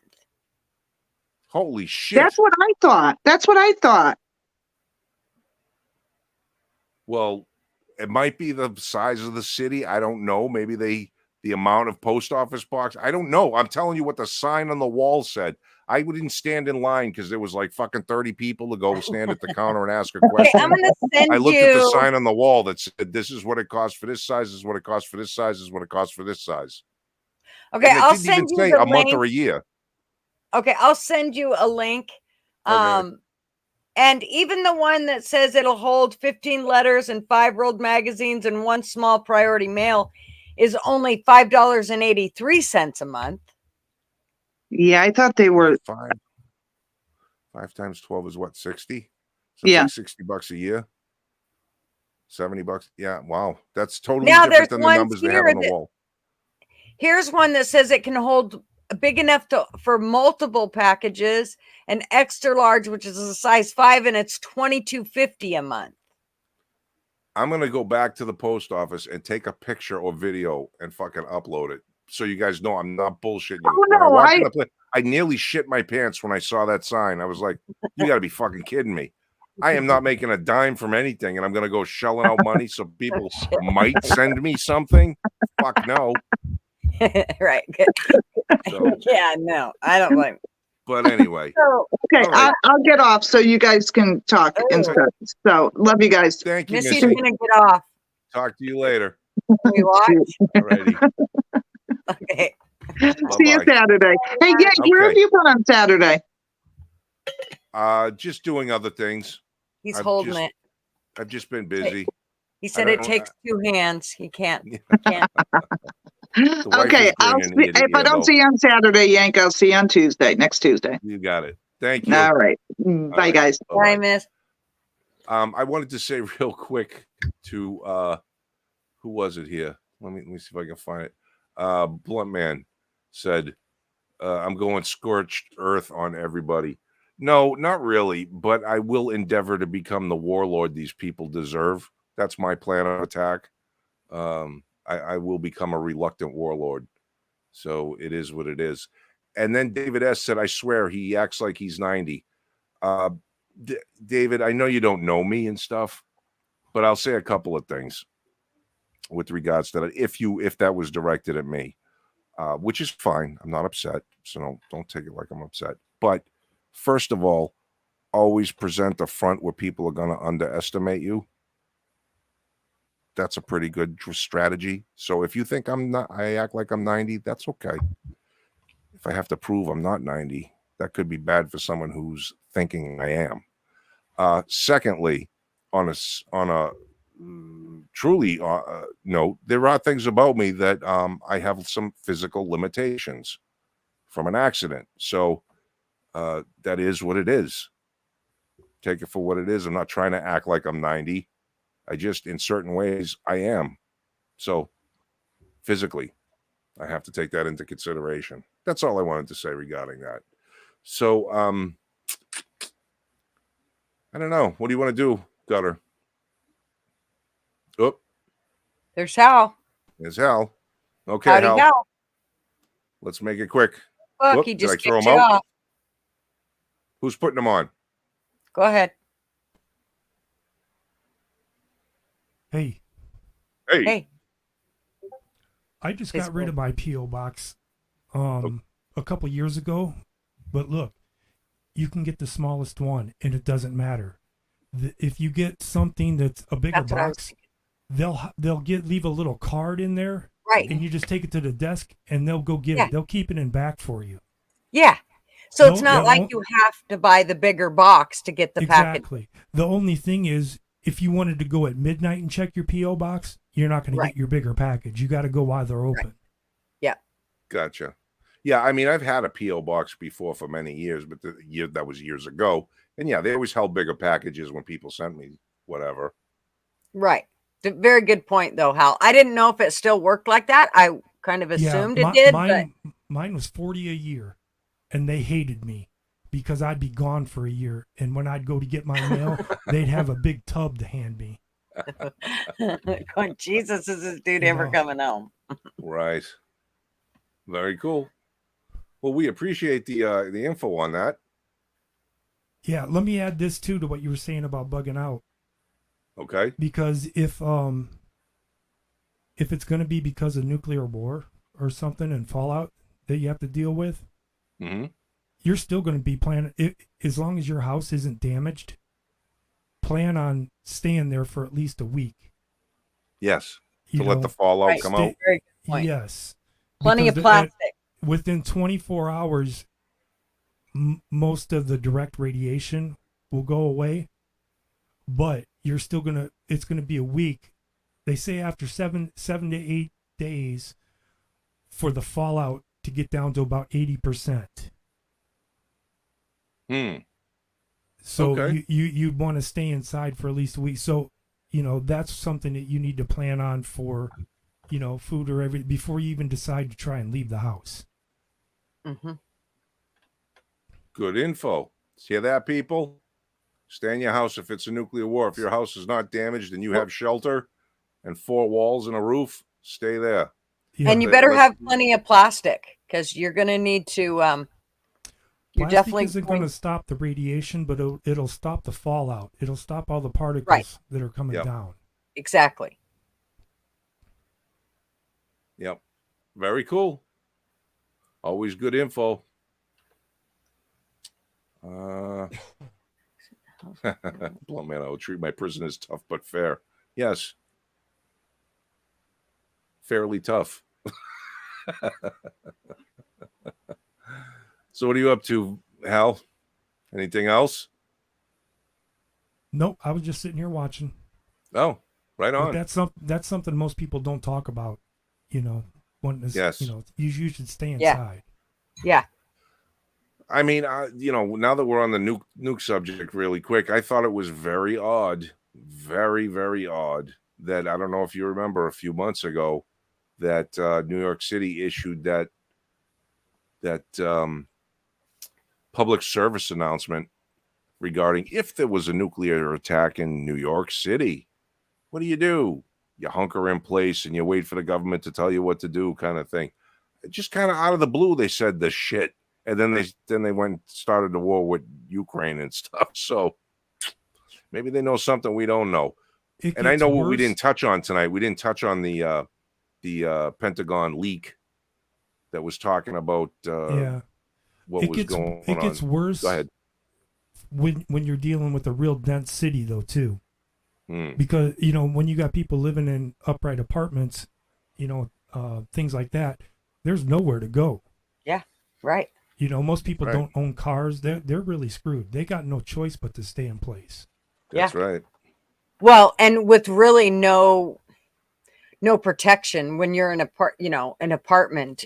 I mean, the walls are Especially if thin. it's There's all windows. even the walls are thin as paper. I mean, fuck. It's not really protection at all. Yeah, That's right. David, climb under your desk. That'll save you. Yeah. Yeah. Yeah. Duck and, Yeah. duck and cover. Duck and cover. Yeah. Oh my No God. thanks.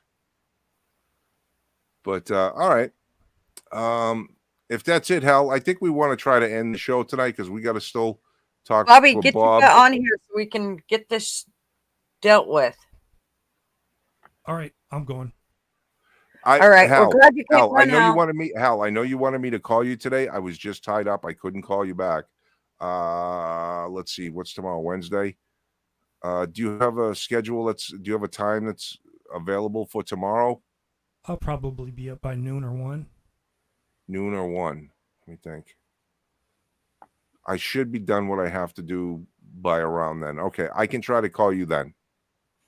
It can be later. It doesn't matter. Okay.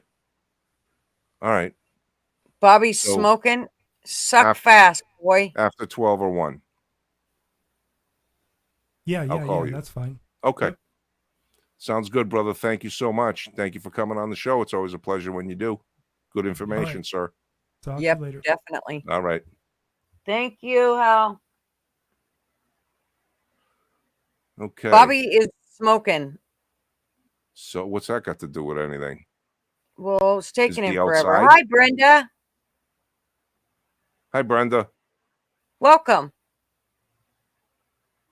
Do you know Brenda? Oh, no, Brenda Collins. Whoop. I do There's the not. box. There's Bobby. I'm going to put Bobby on. Yep. Okay. Yo, Bobby. Move say something. to To my headphones. What's Okay. wrong? Hello. Hello. Sounds a Hello. little janky. How are you? Can you hear me? We can hear you. Now, yes. Can you hear me? We can hear you. Yeah, I had just plugged everything in. There you go. My little brother from Colorado. Sorry about that. You're what? So we're here hanging out. My little brother came in from Colorado. Oh, hi, right. Bobby's little brother from Colorado. How's it going? Just What part of Colorado? he just showed up. He can't hear you. I put my headphones. Oh, Anthony, where in Colorado were you? Denver. oh, okay. Ew. Yeah, I got Ew. family in He's in Denver. Denver. It's like fucking liberal central. Yep. The gutter said it's fucking liberal central. Yeah, but at least I have gun rights. He had gun rights there. He was allowed to carry and stuff. Unlike the That's cool. sandbar known as the Unlike Communist you guys, Republic. Do you have your Oh, you do in Portland. to go buy You your just AR got it. more like 6 of them? This is my big little brother. Come in, say hi. This is Gutter It looks like he could Girl hold and it up. everybody on the channel. Howdy, he's your baby brother. Get on down This here. is We can't see YouTube. your ass up there. This is my little brother. Come on down. What's Okay, up, he man? can't Big hear you little right brother. now. Hold on. Oh, okay. I'm gonna put you on the speaker. I'm There the you big go. little brother. Yeah. Good to see Howdy, you, man. little brother. 6'3". Does he have a 6'3"? name? I'm 6'1". He's Anthony. Anthony. Anthony, yeah. Anthony. We call him Skills. Right on. Nice. Good to see you. Don't call him. This Just don't call him Bud Light. is and Yeah. gotta go. Girl. Florida. She is up. Boy, you're breaking up bad, Bob. What is Or- the problem? Crashing those Discord. You gotta stop stealing. Yeah, you're No, glitching Bob. real bad, Bob. Why are you glitching? Do you have your Wi-Fi on your phone? What are you new? Hang on. You new around these parts, boy. The fuck?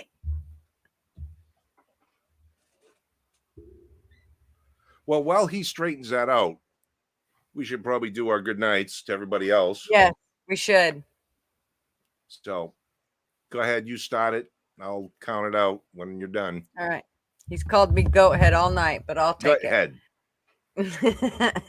All right, Great everybody. Well, of course, we loved having you all here. As you know, if it wasn't for you, we'd have no reason to be here. But we love you all, and we can't wait to see you next Tuesday and maybe on Saturday. And so long, and thank you for coming, or at least smiling a lot. Bobby, where the fuck did you just go? I'll beat you half the fucking death. That's okay. Guys, I'll we tell want you to thank like I you. told my kids, I'm gonna rip your arm off and beat your ass with it. Get your ass back here. No, we can't count down yet. No, I know. I know. Flat chested. No, flat chested's already doing the 5, 4, 3, 2, 1. Mm-hmm. Corn Pop, you're right. Bobby's glitching because he's a Bud Light supporter. That's why. I think that's what it is. It's the Fucking Bud Bobby. Light. That's right. He still ain't here. There Yeah, he he's is. there. Right. You guys. Anthony says it's nice meeting you guys. Nice to meet you, Anthony. Enjoy your visit. Oh. Is it a visit or is he going to stay? Am I glitching now or am I good? No, you're No, I good. think you're good. Are you staying or you visiting?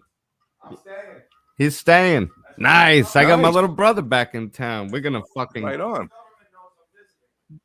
we're gonna Party kill time. it. The boys are back in The town. boys are back in town. Here we are. Nice. You know. Good deal.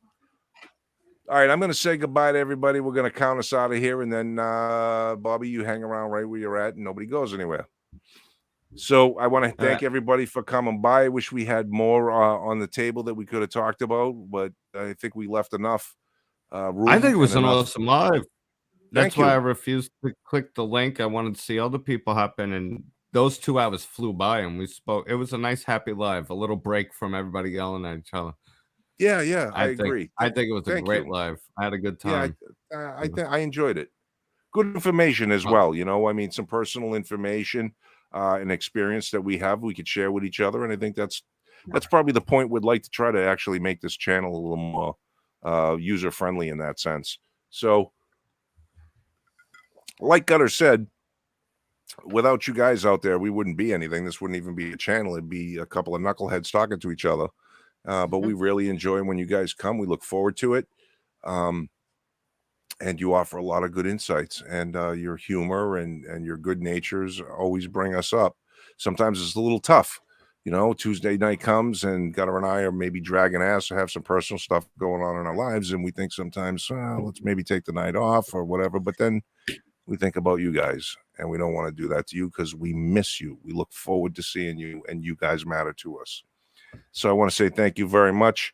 And we will see you again next Tuesday. Same bad time, same bad channel. And we'll probably see you around the other funny pages wherever we fall and we follow. And with welcome, that, Brenda. welcome. Brenda Welcome to is everybody new. Hope you guys had a good idea of what the Welcome, show is Brenda. about. Make sure to go out and take care of our Bud Light allies. Also, Brenda, Chug if a you can, shove it up your ass. It all counts. I don't know how you got here, Brenda, but just a quick note here. If you didn't get here through Rick's page, I know Shaz mentioned to you that on Saturday night we hang out at Good Luck America. And that is Rick, who has way more subs than we do, and he's way more popular and way more with the shit. So, but you are way more than welcome to come there and hang out with us there as well. You will love most of the people there. We do get a few idiots, but usually they're weeded out within no time. So glad you found us, and thank you for coming. We're smiling a lot anyway. Bud And Lights with and that- vape juice. We're out of here in 5, 4, 3, Like, 2, share, 1. subscribe. Later. Thanks.